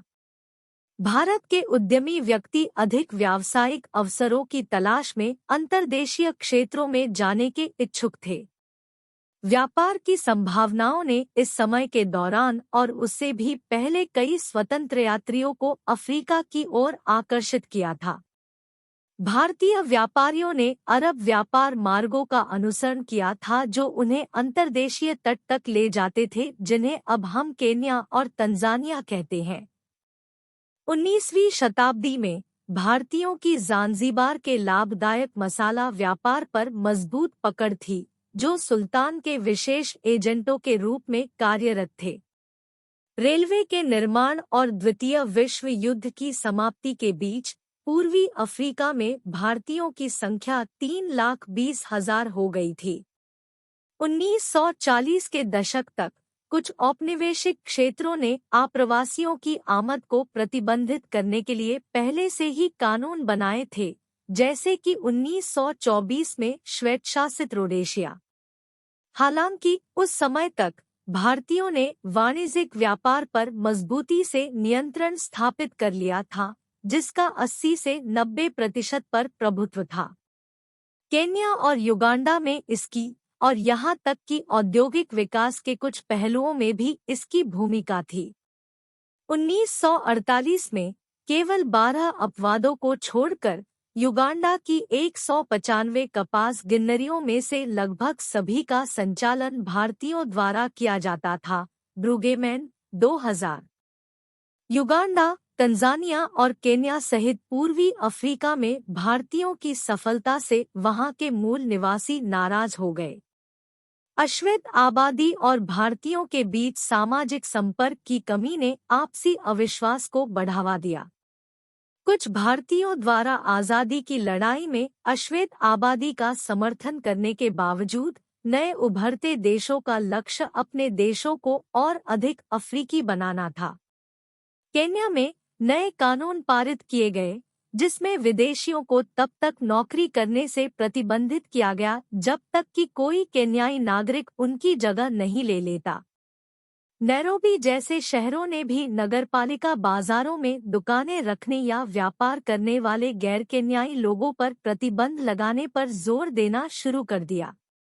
युगांडा में आक्रोश अंततः भारतीयों के निष्कासन का कारण बना।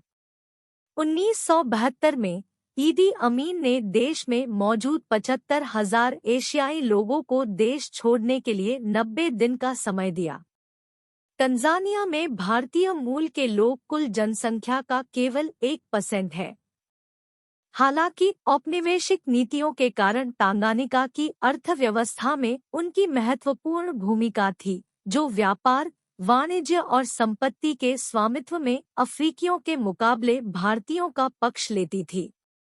इन नीतियों ने जीवन के विभिन्न पहलुओं में नस्लीय अलगाव को भी बढ़ावा दिया। भारतीयों के खिलाफ तनाव तब सबसे अधिक स्पष्ट हुआ जब राष्ट्रपति न्येरेरे के नेतृत्व में तंजानिया ने 1967 में अरुषा घोषणा पेश की। इस घोषणा का उद्देश्य अर्थव्यवस्था को अधिक देशी स्वामित्व वाला बनाना था और इसने भारतीय मूल के लोगों को उनके लंबे इतिहास के बावजूद बाहरी नहीं माना। देश में दशकों या सदियों तक फैला हुआ 1970 के दशक के दौरान 50,000 से अधिक एशियाई लोगों ने तंजानिया छोड़ दिया, मुख्य रूप से यूके और कनाडा की ओर चले गए।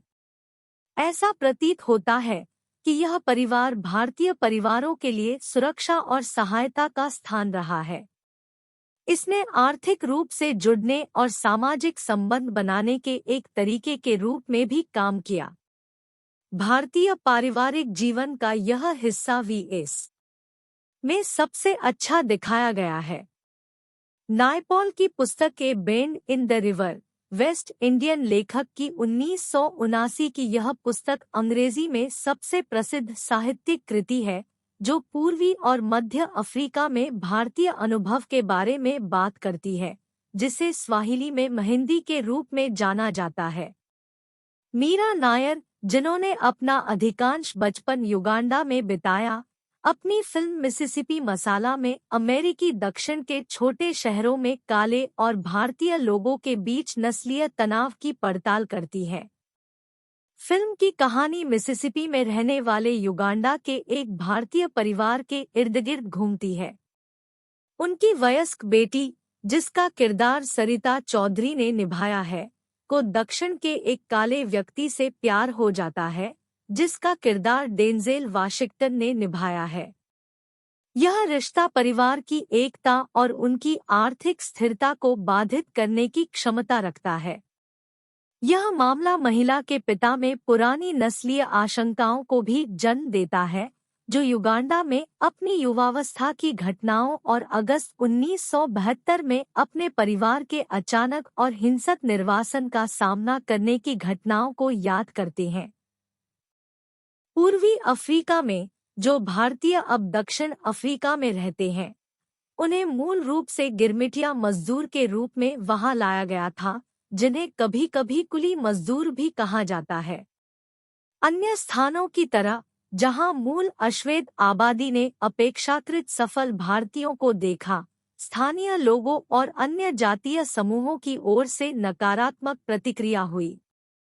भारतीयों को अक्सर उद्यमशील माना जाता है और वे अपनी सांस्कृतिक प्रथाओं और सामाजिक समूहों से जुड़े रहते हैं।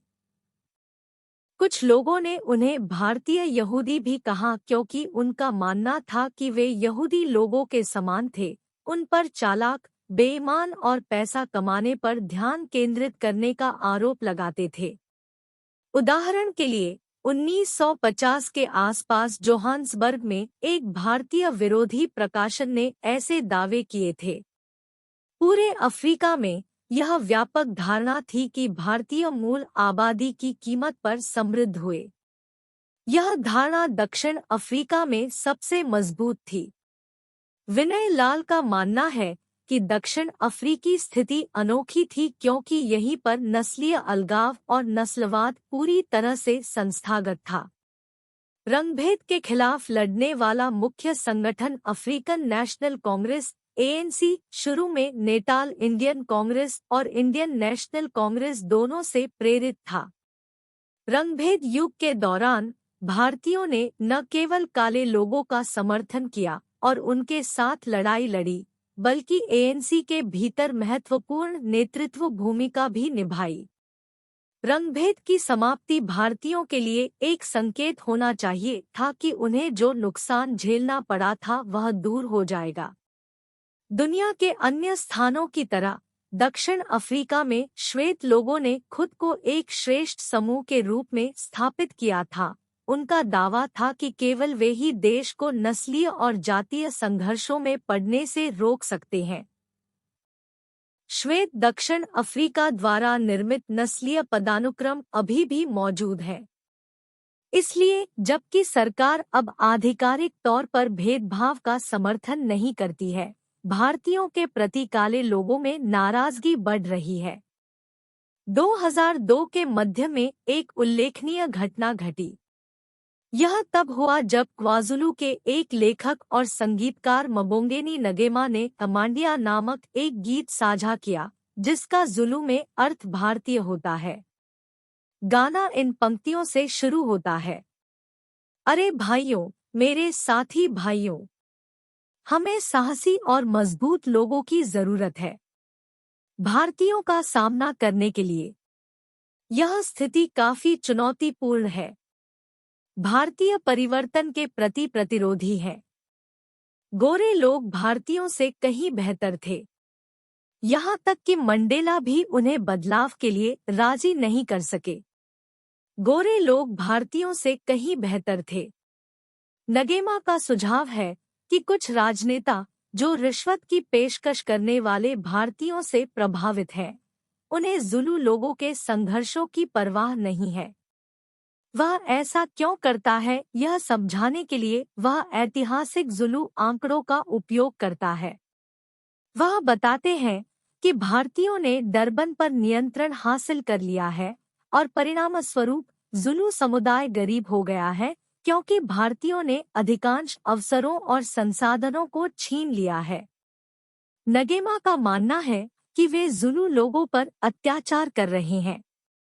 उदाहरण के लिए मखिजे वेस्ट स्ट्रीट पर एक व्यवसाय शुरू करना चाहते हैं, लेकिन भारतीयों का दावा है कि किसी अन्य व्यवसाय के लिए कोई जगह नहीं है। इसका मतलब यह है कि जुलू लोगों के पास अक्सर भारतीय स्वामित्व वाली दुकानों से खरीदारी करने के अलावा कोई विकल्प नहीं होता है। हालांकि भारतीय आमतौर पर काले स्वामित्व वाले व्यवसायों का समर्थन नहीं करते हैं, जिससे इन व्यवसायों का पनपना मुश्किल हो जाता है। कई स्थानों पर जहां भारतीय और काले लोग दोनों रहते हैं, वहां व्यापक धारणा है कि भारतीय काले व्यक्तियों के साथ भेदभाव करते हैं। वे नस्लवादी होने और अपने तक ही सीमित रहने, काली आबादी के साथ सार्थक बातचीत से बचने के लिए जाने जाते हैं। वास्तव में किसी भारतीय का किसी काले व्यक्ति से विवाह करना किसी श्वेत व्यक्ति से विवाह करने की तुलना में अधिक वर्जित माना जाता है।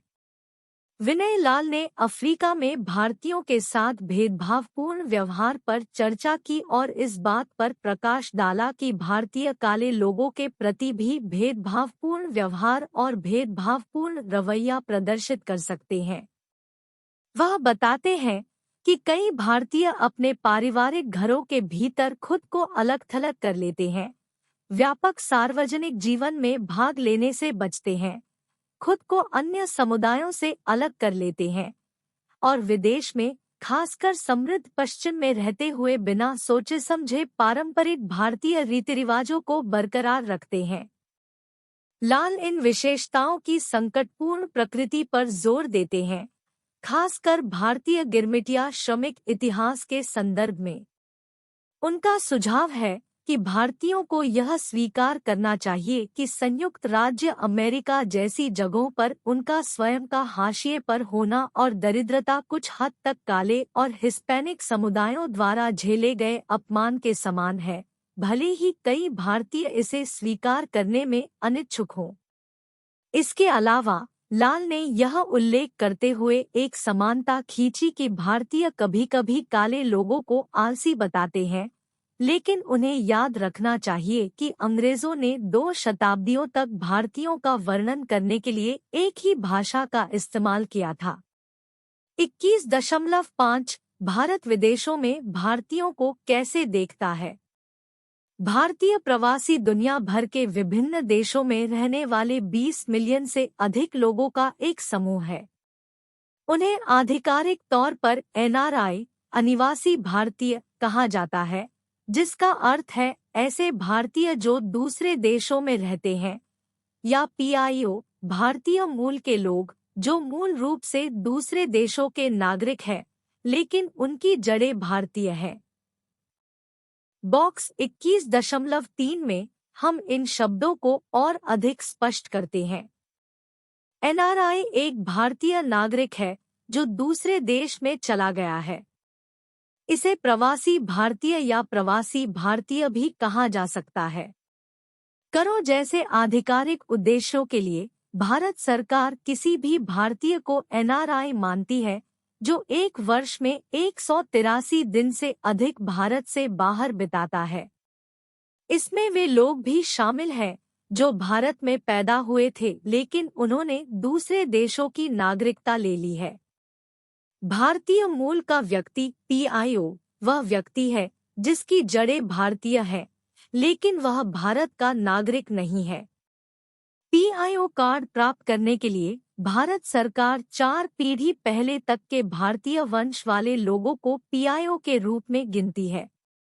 वर्ष 2000 में भारत सरकार ने विदेशों में रहने वाले भारतीयों के मामलों पर ध्यान देना शुरू किया। उन्होंने एक उच्चस्तरीय समिति का गठन करके और एक अलग मंत्रालय बनाकर ऐसा किया जिसे प्रवासी भारतीय मामलों के मंत्रालय के रूप में जाना जाता है। इससे पहले भारत सरकार अपनी मातृभूमि छोड़ने वाले भारतीयों में ज्यादा दिलचस्पी नहीं दिखाती थी, चाहे वह बहुत समय पहले हो या हाल ही में। रुचि की यह कमी, खासकर जब बात भारतीय मूल के लोगों पीआईओ की हो, को हमारी इकाई 15 में समझाया गया है। भारतीय प्रवासियों से जुड़ी विभिन्न स्थितियों पर भारत सरकार की प्रतिक्रिया आमतौर पर राजनयिक विचारों और पीआईओ को संभालने के तरीके पर अस्पष्ट रूप से प्रभावित थी। हालांकि समय के साथ उन्हें एहसास हुआ कि जो भारतीय विदेश चले गए थे वे एक मूल्यवान संपत्ति थे, खासकर वे जिन्होंने अपने मेजबान देशों में सफलता और मान्यता हासिल की थी। प्रारंभ में कई लोगों ने सोचा कि बेहतर अवसरों के लिए पश्चिमी देशों में जाने वाले भारतीय पेशेवर भारत से प्रतिभा पलायन का कारण बन रहे हैं। लेकिन यह धारणा धीरे धीरे बदल गई जब यह स्पष्ट हो गया कि यह बिल्कुल भी नुकसान नहीं था। इस बदलाव का एक कारण अनिवासी भारतीयों एनआरआई द्वारा भेजे गए प्रेषण का आर्थिक मूल्य था। इन प्रेषणों को भारत की अर्थव्यवस्था में एक महत्वपूर्ण योगदान के रूप में देखा गया। 1973 के तेल उछाल के बाद भारतीय प्रवासी, विशेषकर वे जो अर्धकुशल और कुशल श्रमिक के रूप में खाड़ी क्षेत्र में काम करने गए थे, काफी वृद्धि हुई। इन श्रमिकों द्वारा घर वापस भेजे गए धन से भारत के विदेशी मुद्रा भंडार में वृद्धि हुई। इसके अतिरिक्त उत्तरी अमेरिका से प्रेषण ने भी विदेशी मुद्रा भंडार में योगदान दिया। इसे आंकड़ों में कहें तो 1974 से 75 में भारत की विदेशी मुद्रा प्राप्तियां $300 मिलियन से कम थी। हालांकि 1984 से 85 तक यह आंकड़ा बढ़कर $2,500 मिलियन हो गया था। 2005 तक यह $16 बिलियन से अधिक तक पहुंच गया था, जैसा कि 2006 में जैन द्वारा रिपोर्ट किया गया था। 1990 के दशक की शुरुआत में जब भारत ने अपनी अर्थव्यवस्था को उदार बनाना शुरू किया, तो सरकार ने विदेशी निवेश को आकर्षित करने का प्रयास किया। उन्होंने सबसे पहले अनिवासी भारतीयों एनआरआई और विदेश में रहने वाले भारतीयों को निशाना बनाया, बैठकें आयोजित की और उनके निवेश को प्रोत्साहित करने के लिए विभिन्न प्रोत्साहन की पेशकश की। एक अन्य प्रमुख समूह जिसे उन्होंने भारत के वैश्वीकरण प्रयासों में शामिल करना चाहा, वह था भारतीय मूल के व्यक्ति पीआईओ। विजय प्रसाद का मानना है कि भारत सरकार मुख्य रूप से अमीर प्रवासी भारतीयों में रुचि रखती थी और भारतीय प्रवासियों में उनकी रुचि मुख्य रूप से आर्थिक थी। वह बताते हैं कि प्रवासी भारतीयों को अब 19वीं सदी की तरह समर्थन की जरूरत वाले दुर्भाग्यपूर्ण व्यक्तियों के रूप में नहीं देखा जाता है, या 1960 और 1970 के दशक की तरह प्रतिभा पलायन के रूप में नहीं देखा जाता है, या यहाँ तक कि 1980 के दशक की तरह सांस्कृतिक राजदूत के रूप में भी नहीं देखा जाता है। आज प्रवासी भारतीयों का प्रतिनिधित्व मुख्य रूप से उन्नत औद्योगिक देशों में रहने वाले बहुत समृद्ध व्यक्तियों द्वारा किया जाता है और उन्हें अक्सर एनआरआई के रूप में जाना जाता है। यह ध्यान रखना महत्वपूर्ण है कि जब लोग एनआरआई कहते हैं तो वे न्यूयॉर्क शहर में टैक्सी ड्राइवरों, गुयाना में गन्ना श्रमिकों या खाड़ी में घरेलू नौकरों का जिक्र नहीं कर रहे हैं। इसके बजाय एनआरआई अब हिंदुजा कबीले, संजय कुमार और कंवल रेखी जैसे व्यक्तियों को दर्शाता है जैसा कि प्रसाद के 2004 के बयान में बताया गया है। यह विचार कि भारतीय न केवल उनके देश के निवासी हैं, बल्कि इसमें प्रवासी भी शामिल है, विशेष रूप से भारतीय जनता पार्टी भाजपा सरकार के तहत विकसित हुआ है, जिसका उद्देश्य अंतर्राष्ट्रीय प्रयासों के माध्यम से वैश्विक हिंदू समुदाय से जुड़ना है। जबकि भारतीय मूल के लोगों पीआईओ को इस बड़े समुदाय के हिस्से के रूप में मान्यता दी गई है, कई पीआईओ महसूस करते हैं कि अमीर अनिवासी भारतीयों एनआरआई की तुलना में उन्हें कम पसंद किया जाता है।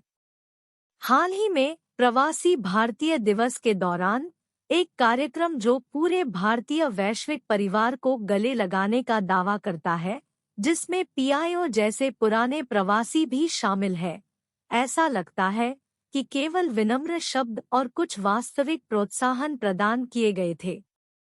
कुछ लोगों का मानना है कि उत्तर में अमीर प्रवासी समुदायों को दोहरी नागरिकता देने की भारत सरकार की मंशा, जबकि कैरेबियन, फिजी, दक्षिण अफ्रीका, मलेशिया और अन्य जगहों पर भारतीय समुदायों को इस विशेषाधिकार के बिना छोड़ना निष्ठाहीन है। उनका तर्क है कि ऐसा इस बहाने से किया गया है कि पुराने प्रवासी समुदायों ने भारत के साथ अपने मजबूत संबंध खो दिए हैं, जो आश्चर्य की बात नहीं है। लाल 2004 चिंतन और कार्य 21.2 प्रवासी भारतीयों के बारे में भारतीय राज्य की धारणा पर प्रकाश डालिए। शीर्षक चिंतन और कार्य 21.2 प्रवासी भारतीयों के प्रति भारतीय राज्य की धारणा। परिचय। भारतीय प्रवासी, जिन्हें प्रवासी भारतीय भी कहा जाता है, का एक लंबा और जटिल इतिहास है। यह दुनिया भर में फैला एक विविध और जीवंत समुदाय है, जो अपने द्वारा अपनाए गए देशों में महत्वपूर्ण योगदान देता है और अपनी मातृभूमि भारत के साथ मजबूत संबंध बनाए रखता है। भारतीय राज्य द्वारा प्रवासी भारतीयों के बारे में धारणा पिछले कुछ वर्षों में विकसित हुई है, जो सरकारी नीतियों, आर्थिक गतिशीलता और वैश्विक भूराजनीति में बदलाव को दर्शाती है। ऐतिहासिक संदर्भ। भारतीय प्रवास का इतिहास 19वीं शताब्दी में खोजा जा सकता है, जब भारतीय दक्षिण अफ्रीका, फिजी और कैरेबियन सहित ब्रिटिश उपनिवेशों में गिरमिटिया मजदूर थे। इस ऐतिहासिक संदर्भ का भारतीय प्रवासियों पर स्थायी प्रभाव पड़ा है, जिससे विदेशों में उनकी पहचान और अनुभवों को आकार मिला है। इस अवधि के दौरान भारतीय राज्य द्वारा प्रवासी भारतीयों के बारे में धारणा को बहुत कम ध्यान या मान्यता के साथ काफी हद तक अलग कर दिया गया था। स्वतंत्रता के बाद का युग। 1947 में भारत को आज़ादी मिलने के साथ ही प्रवासी भारतीयों के बारे में धारणा बदलने लगी। भारतीय राज्य ने अपने प्रवासी भारतीयों की क्षमता को एक मूल्यवान संसाधन के रूप में पहचाना। अनिवासी भारतीय एनआरआई का दर्जा 1960 के दशक में पेश किया गया था, जिसने प्रवासी भारतीयों को भारत के साथ अपना संबंध बनाए रखने और इसके आर्थिक विकास में भाग लेने की अनुमति दी। इसने भारतीय राज्य और प्रवासी भारतीयों के बीच अधिक सक्रिय जुड़ाव की शुरुआत को चिह्नित किया। आर्थिक योगदान। प्रवासी भारतीयों ने अपने मेजबान देशों और भारत दोनों में महत्वपूर्ण आर्थिक योगदान दिया है। उन्होंने प्रत्यक्ष विदेशी निवेश एफडीआई और प्रेषण में महत्वपूर्ण भूमिका निभाई है। भारतीय राज्य प्रवासी भारतीयों को निवेश के स्रोत और भारत की आर्थिक वृद्धि को बढ़ावा देने के साधन के रूप में देखने लगा है। यह धारणा केवल प्रेषण प्राप्तकर्ताओं से हटकर आर्थिक विकास में रणनीतिक साझेदारों की ओर हो गई है। राजनीतिक प्रभाव। भारतीय राज्य प्रवासी भारतीयों के राजनीतिक प्रभाव को भी मान्यता देता है, विशेष रूप से संयुक्त राज्य अमेरिका और यूनाइटेड किंगडम जैसे पर्याप्त भारतीय प्रवासी आबादी वाले देशों में। भारतीय राजनेता अपने अभियानों और यात्राओं के दौरान विदेशी समुदायों के साथ तेजी से जुड़ रहे हैं। यह प्रवासी भारतीयों के संभावित राजनीतिक दबदबे की बढ़ती स्वीकार्यता और उनके समर्थन को पोषित करने की आवश्यकता को दर्शाता है। सांस्कृतिक कूटनीति। भारतीय राज्य ने प्रवासी भारतीयों को सांस्कृतिक राजदूतों के रूप में उपयोग करते हुए विदेशों में भारतीय संस्कृति, कला और विरासत को सक्रिय रूप से बढ़ावा दिया है। प्रवासी भारतीय दिवस जैसे आयोजन प्रवासी भारतीयों की उपलब्धियों का जश्न मनाते हैं और गर्व और अपनेपन की भावना को बढ़ावा देते हैं। प्रवासी भारतीयों की धारणा महज प्रवासी से हटकर सांस्कृतिक दूत बन गई है, जिससे भारत की वैश्विक छवि को सकारात्मक रूप से आकार देने में मदद मिली है। जुड़ाव और समर्थन। भारत सरकार ने प्रवासी भारतीयों के साथ जुड़ने और उनका समर्थन करने के लिए विदेश मंत्रालय और प्रवासी भारतीय मामले मंत्रालय, अब पूर्व में विलय, जैसे समर्पित निकायों की स्थापना की है। ये निकाय सेवाएं प्रदान करते हैं, शिकायतों का समाधान करते हैं और भारतीय मामलों में प्रवासी भारतीयों की भागीदारी को सुविधाजनक बनाते हैं। यह दृष्टिकोण प्रवासी भारतीयों की चिंताओं और जरूरतों को संबोधित करने के लिए भारतीय राज्य की प्रतिबद्धता को दर्शाता है। चुनौतियां। हालांकि प्रवासी भारतीयों की धारणा में उनके सामने आने वाली चुनौतियां भी शामिल है। नागरिकता, संपत्ति अधिकार और दोहरी राष्ट्रीयता जैसे मुद्दे बहस और चिंता का विषय रहे हैं। भारत सरकार ने इनमें से कुछ चुनौतियों से निपटने के लिए कदम उठाए हैं, जिनमें overseas citizenship of India (OCI) card भी शामिल है, लेकिन अभी भी सुधार की गुंजाइश है। वैश्विक राजनीति और भूराजनीति। प्रवासी भारतीयों के बारे में भारतीय राज्य की धारणा वैश्विक राजनीति और भूराजनीति से प्रभावित है। हाल के वर्षों में प्रवासी भारतीयों ने भारत के राजनयिक प्रयासों में भूमिका निभाई है, विशेष रूप से उन देशों के साथ मजबूत संबंधों को बढ़ावा देने में जहां महत्वपूर्ण भारतीय समुदाय है। प्रवासी भारतीयों की धारणा एक कूटनीतिक संपत्ति के रूप में विकसित हुई है, जिससे भारत को वैश्विक मंच पर अपनी नरम शक्ति का लाभ उठाने की अनुमति मिली है। निष्कर्ष। पिछले कुछ वर्षों में भारतीय राज्य द्वारा प्रवासी भारतीयों के प्रति धारणा में उल्लेखनीय परिवर्तन आया है। स्वतंत्रता पूर्व युग में अपेक्षाकृत उपेक्षित होने के बाद प्रवासी भारतीयों को अब भारत के आर्थिक विकास, सांस्कृतिक कूटनीति और वैश्विक प्रभाव में महत्वपूर्ण योगदानकर्ताओं के रूप में पहचाना जाता है। भारत सरकार सक्रिय रूप से प्रवासी भारतीयों के साथ जुड़ती है और उनका समर्थन करती है, उन्हें भारत के विकास और अंतर्राष्ट्रीय संबंधों में रणनीतिक साझेदार के रूप में देखती है। हालांकि प्रवासी भारतीयों की विविध आवश्यकताओं और चिंताओं को बेहतर ढंग से समायोजित करने के लिए भारतीय राज्य के लिए अभी भी चुनौतियां और अवसर हैं।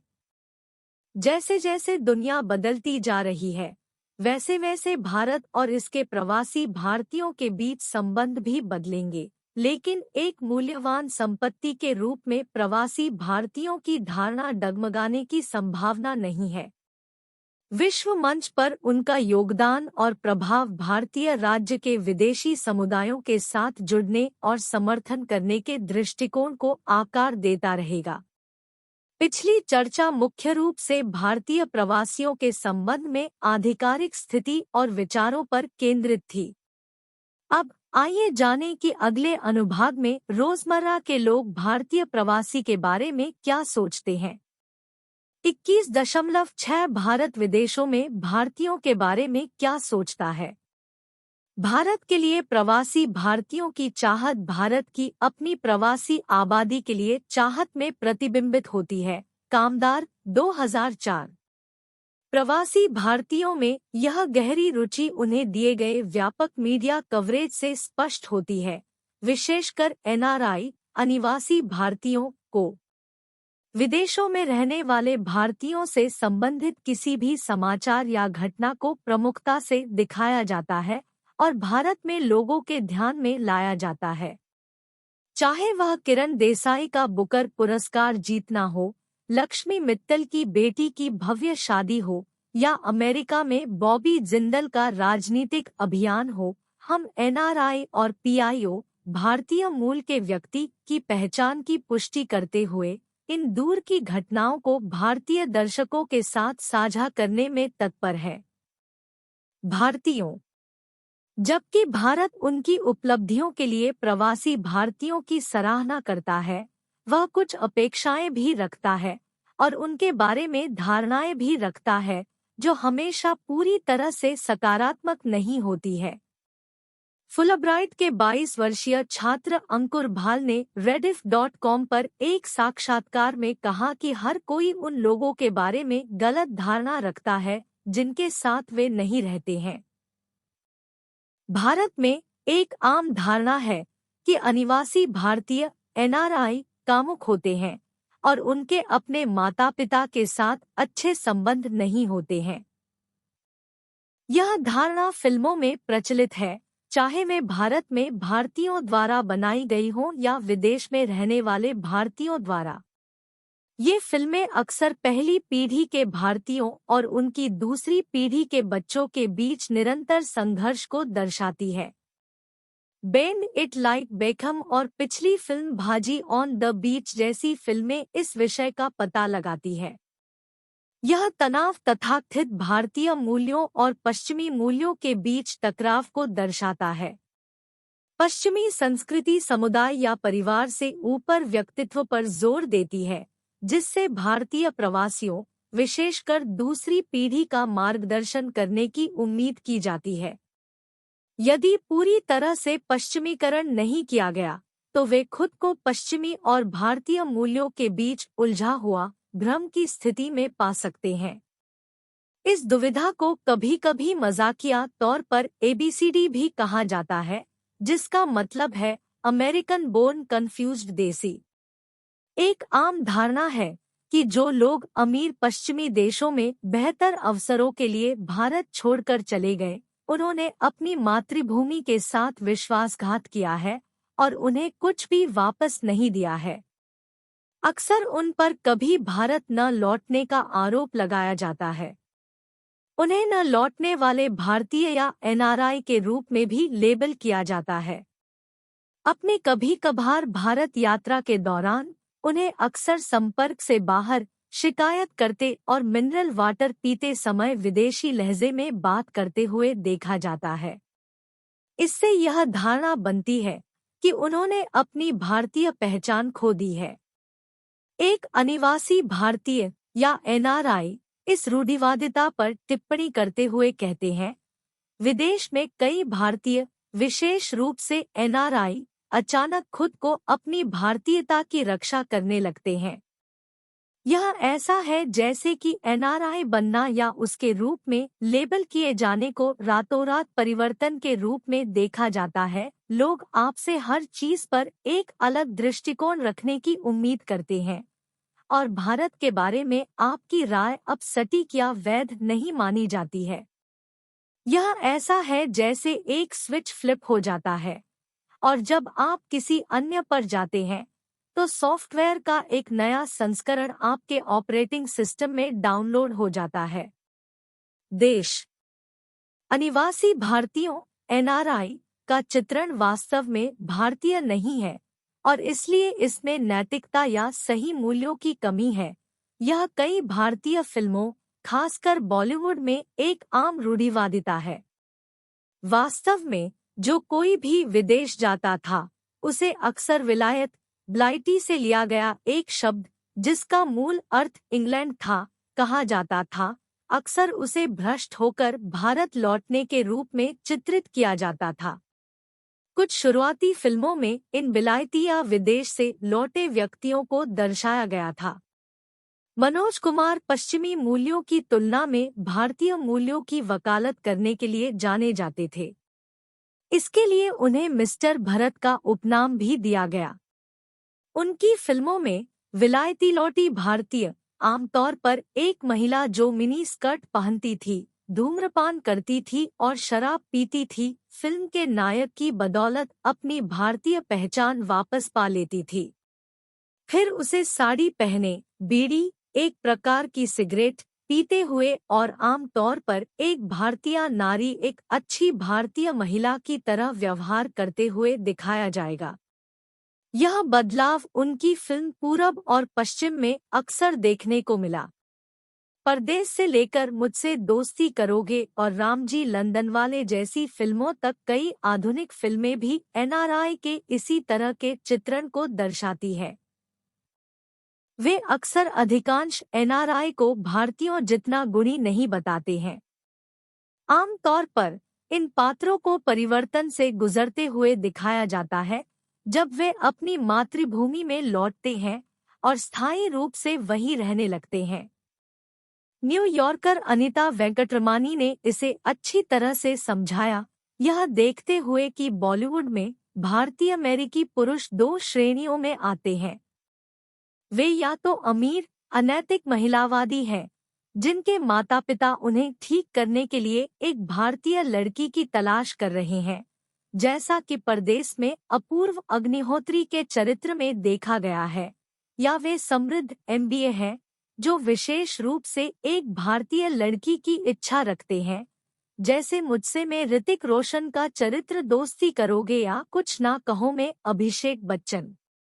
बॉलीवुड फिल्मों में मुख्य रूप से दो प्रकार की भारतीय अमेरिकी लड़कियों को दर्शाया जाता है। पहले प्रकार को अमीर, अनैतिक और शराब की समस्या से जूझने वाले के रूप में दर्शाया गया है। उदाहरण के लिए अब लौट चले में सुमन रंगनाथन, कभी खुशी कभी गम में करीना कपूर और कुछ कुछ होता है में रानी मुखर्जी जैसे किरदार इस विवरण में फिट बैठते हैं। वे अक्सर उत्तेजक कपड़े पहनते हैं और शराब पीते हैं। दूसरे प्रकार की भारतीय अमेरिकी लड़की को अमीर और सुंदर के रूप में चित्रित किया जाता है, जिसे आमतौर पर सलवार कमीज जैसे पारंपरिक भारतीय कपड़े पहने देखा जाता है। उनका अपनी भारतीय जड़ों से गहरा नाता है। इस प्रकार के चरित्र का एक उदाहरण दिलवाले दुल्हनिया ले जाएंगे में काजोल की भूमिका है। इसके अलावा ये बॉलीवुड फिल्में इस बात पर जोर देती हैं कि भारतीय अमेरिकियों को जीवन के सही अर्थ के बारे में सिखाने के लिए अक्सर भारत से एक चरित्र लिया जाता है जो पारंपरिक मूल्यों का प्रतीक है। इन पात्रों को उनके भारतीय अमेरिकी समकक्षों की तुलना में नैतिक रूप से ईमानदार और जिम्मेदार दिखाया गया है। उदाहरण के लिए परदेस में शाहरुख खान द्वारा निभाया गया किरदार अर्जुन को एक शुद्ध देसी के रूप में चित्रित किया गया है, जो अन्य भारतीय अमेरिकियों के विपरीत धूम्रपान या शराब नहीं पीता है। कल हो ना हो में अमन माथुर, शाहरुख खान द्वारा अभिनीत, भारत से आते हैं और नैना कपूर को अधिक लापरवाह और मजेदार जीवन शैली से परिचित कराते हैं। हालांकि इस मजेदार जीवन शैली को अक्सर अत्यधिक मात्रा में कठोर शराब पीने, उत्तेजक नृत्य में संलग्न होने और कई पुरुषों की संगति में निर्वस्त्र होने के रूप में चित्रित किया जाता है। जैसे जैसे अधिक अनिवासी भारतीय एनआरआई भारत वापस आते हैं और अपनी मातृभूमि के साथ अधिक बातचीत करते हैं, यह संभव है कि उनके बारे में लोगों की कुछ मान्यताएं अधिक परिष्कृत हो सकती हैं, कई रूढ़ियों की तरह जो आंशिक सत्य पर आधारित है। बॉक्स 21.4 अनिवासी भारतीय लौट रहे हैं।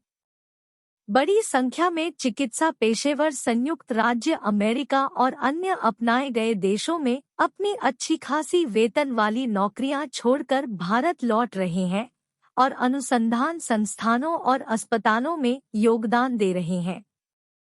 यह जानकारी Charities Aid Foundation of India (CAF) द्वारा किए गए एक अध्ययन से मिली है और आंकड़े काफी चौंकाने वाले हैं। उदाहरण के लिए डॉक्टर रेड्डीज लैबोरेटरीज में कार्यरत लगभग 250 अनुसंधान वैज्ञानिकों में से 20 विदेश से लौट आए हैं, और नई दवा अनुसंधान में सक्रिय रूप से शामिल है। ल्यूपिन लैबोरेटरीज में 4 वैज्ञानिक भी हैं, जो प्राकृतिक उत्पाद रसायन विज्ञान से संबंधित अनुसंधान में भाग लेने के लिए संयुक्त राज्य अमेरिका से आए थे। इसके अतिरिक्त निकोलस पीरामल के 80 शोधकर्ताओं में से 10 विदेश से आए हैं और वॉकहार्ट जैव प्रौद्योगिकी, नई दवा अनुसंधान, रसायन विज्ञान और फार्माकोलॉजी में विशेषज्ञता वाले 10 वैज्ञानिकों को आकर्षित करने में कामयाब रहा है। यूके स्थित एक सार्वजनिक ट्रस्ट सीएफ के अनुसार, जो सामाजिक कारणों के लिए कॉरपोरेट दानदाताओं के साथ सहयोग करता है, यह प्रवृत्ति रिवर्स ब्रेन ड्रेन की तीव्रता को रेखांकित करती है। इनमें से अधिकांश लौटने वाले पेशेवर संयुक्त राज्य अमेरिका से आते हैं, जहां भारतीय डॉक्टर विदेशी स्वास्थ्य पेशेवरों का सबसे बड़ा समूह है। यह आमद प्रभावशाली association of American physician of Indian origin (AAPI) द्वारा समर्थित है, जिसमें 35,000 चिकित्सक शामिल है और मेडिकल काउंसिल ऑफ इंडिया के साथ नियमित बातचीत बनाए रखते हैं। अनिवासी भारतीय (NRI) डॉक्टर भी भारत में विभिन्न स्वास्थ्य सुविधाओं और पहलों में योगदान दे रहे हैं, जैसे अपोलो अस्पताल और LV प्रसाद नेत्र संस्थान। भारत में इन NRI डॉक्टरों को दिए जाने वाले वेतन में उल्लेखनीय वृद्धि हुई है, जिससे उनकी वापसी अधिक आकर्षक हो गई है। कुछ प्रमुख भारतीय कॉरपोरेट समूह $250,000 से $4 लाख तक के वार्षिक पैकेज पर प्रवासियों को काम पर रख रहे हैं। अध्ययन में कहा गया है, भारत में वे विलासिताएं वहन कर सकते हैं जो वे संयुक्त राज्य अमेरिका में नहीं कर सकते थे। रहने की स्थिति में सुधार हो रहा है, अनुसंधान के अवसर बढ़ रहे हैं और दवा कंपनियां अनुसंधान में अधिक निवेश कर रही हैं। चिंतन और कार्य 21.3 विदेश में रहने वाले भारतीयों के बारे में भारतीय क्या सोचते हैं, इस पर एक निबंध लिखें। शीर्षक: विदेश में भारतीयों के बारे में भारतीयों की धारणा। परिचय: अपनी समृद्ध सांस्कृतिक विरासत और विविध परंपराओं के लिए जाने जाने वाले भारतीयों का दुनिया के विभिन्न हिस्सों में प्रवास का एक लंबा इतिहास है। दुनिया भर में फैले भारतीय प्रवासी अपने द्वारा अपनाए गए देशों की अर्थव्यवस्थाओं और समाजों में महत्वपूर्ण योगदान दे रहे हैं। इस निबंध का उद्देश्य उन धारणाओं का पता लगाना है जो भारतीयों के पास अपने साथी देशवासियों और विदेशों में रहने वाली महिलाओं के बारे में है। भारतीय प्रवासी दुनिया में सबसे व्यापक और विविध में से एक है, जिसमें दुनिया के विभिन्न हिस्सों में रहने वाले लाखों लोग शामिल हैं। इन भारतीयों ने विभिन्न कारणों से प्रवास किया है, जैसे बेहतर आर्थिक अवसरों की तलाश, उच्च शिक्षा प्राप्त करना या अपनी मातृभूमि में राजनीतिक या सामाजिक अशांति से बचना। यह प्रवासी उत्तरी अमेरिका, यूरोप, मध्य पूर्व, अफ्रीका और दक्षिण पूर्व एशिया में फैला हुआ है। सफलता और समृद्धि की धारणाएं: भारतीय अक्सर विदेश में रहने वाले अपने साथी नागरिकों को सफल और समृद्ध व्यक्ति मानते हैं। प्रवासी भारतीयों ने भारतीय पेशेवरों, उद्यमियों और वैज्ञानिकों की कई सफलता की कहानियां रची हैं, जिन्होंने पहचान और वित्तीय सफलता हासिल की है। इससे यह धारणा बनी है कि विदेश जाना सफलता के समान है, जो अनगिनत युवा भारतीयों को विदेशों में अवसर तलाशने के लिए प्रेरित करता है। हालांकि यह स्वीकार करना आवश्यक है कि विदेश में रहने वाला प्रत्येक भारतीय आर्थिक समृद्धि का अनुभव नहीं करता है। कई लोगों को चुनौतियों, भेदभाव और आर्थिक कठिनाइयों का सामना करना पड़ता है और इन अनुभवों पर किसी का ध्यान नहीं जा सकता है, जिससे भारतीय प्रवासियों की समग्र सफलता की धारणा खराब हो जाती है। सांस्कृतिक संरक्षण और अनुकूलन: विदेशों में भारतीयों को अक्सर पारंपरिक मूल्यों और रीति रिवाजों को संरक्षित करते हुए अपनी संस्कृति के संरक्षक के रूप में देखा जाता है। कई भारतीय प्रवासी धार्मिक प्रथाओं, त्योहारों और सांस्कृतिक कार्यक्रमों के माध्यम से अपनी मातृभूमि के साथ मजबूत संबंध बनाए रखते हैं। वे अक्सर विभिन्न सांस्कृतिक और सामाजिक संघों में शामिल होते हैं, जो उनकी जड़ों की याद दिलाते हैं। इसके साथ ही वे अपने द्वारा अपनाए गए देशों की संस्कृतियों को अपनाते हैं, जिससे परंपराओं का मिश्रण होता है। यह दोहरी पहचान विदेशों में भारतीयों के बारे में उनकी संस्कृति के वाहक और दुनिया की विविधता को अपनाने वाले व्यक्तियों के रूप में एक अनूठी धारणा बनाती है। शिक्षा और कौशल। भारतीय प्रवासियों को उच्च शिक्षित और कुशल भी माना जाता है।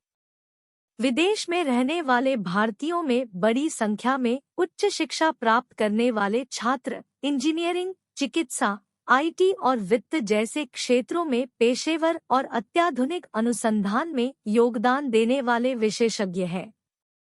भारतीयों के कुशल और शिक्षित होने की धारणा ने विभिन्न देशों में भारतीय प्रवासियों की सकारात्मक छवि में योगदान दिया है, जिसके परिणामस्वरूप रोजगार और कैरियर विकास के अधिक अवसर पैदा हुए हैं। हालांकि यह याद रखना महत्वपूर्ण है कि विदेशों में सभी भारतीय इस धारणा में फिट नहीं बैठते हैं। प्रवासी विविध है, जिनमें विभिन्न शैक्षिक पृष्ठभूमि और कौशल सेट के व्यक्ति हैं। विभिन्न व्यवसायों और उद्योगों में लगे भारतीय प्रवासी अपने द्वारा अपनाए गए देशों में विभिन्न तरीकों से योगदान दे रहे हैं। सांस्कृतिक आदान प्रदान और सॉफ्ट पावर। भारतीय अक्सर विदेशों में अपने साथी नागरिकों को सॉफ्ट पावर का एजेंट मानते हैं। उन्हें भारतीय संस्कृति, दर्शन और मूल्यों को बढ़ावा देने वाले राजदूत के रूप में देखा जाता है। बॉलीवुड, योग, आयुर्वेद और भारतीय व्यंजनों ने दुनिया भर में काफी लोकप्रियता हासिल की है, जो आंशिक रूप से विदेशों में रहने वाले भारतीयों के प्रयासों के कारण है। यह सांस्कृतिक आदान प्रदान भारत की वैश्विक छवि को बढ़ाता है और सद्भावना को बढ़ावा देता है। वहीं विदेशों में भारतीयों को कभी-कभी रूढ़िवादिता और पूर्वाग्रहों का सामना करना पड़ता है।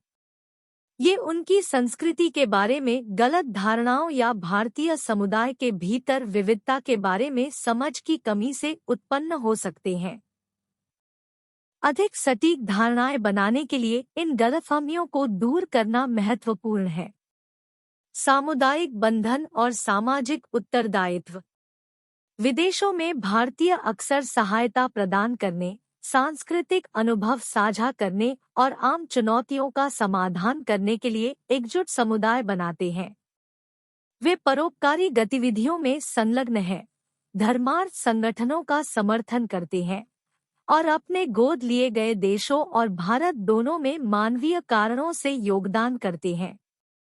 सामाजिक जिम्मेदारी की यह भावना विदेशों में भारतीयों के प्रति एक सकारात्मक धारणा को बढ़ावा देती है, जो ऐसे व्यक्ति हैं जो अपनी मातृभूमि के साथ मजबूत संबंध बनाए रखते हैं और सक्रिय रूप से अपने समुदायों को वापस लौटाते हैं। चुनौतियां और भेदभाव। जबकि विदेशों में रहने वाले कई भारतीय सफलता का आनंद लेते हैं और अपने द्वारा अपनाए गए समाज में सकारात्मक योगदान देते हैं, उन्हें चुनौतियों और भेदभाव का भी सामना करना पड़ता है। नस्लवाद, रूढ़िवादिता और पूर्वाग्रह भारतीय प्रवासियों के जीवन को प्रभावित कर सकते हैं। भारतीय प्रवासियों के बारे में अधिक संतुलित और सूक्ष्म परिप्रेक्ष्य प्रदान करने के लिए इन चुनौतियों को स्वीकार करना महत्वपूर्ण है। निष्कर्ष। विदेशों में रहने वाले भारतीय भारत की वैश्विक धारणा को आकार देने में महत्वपूर्ण भूमिका निभाते हैं।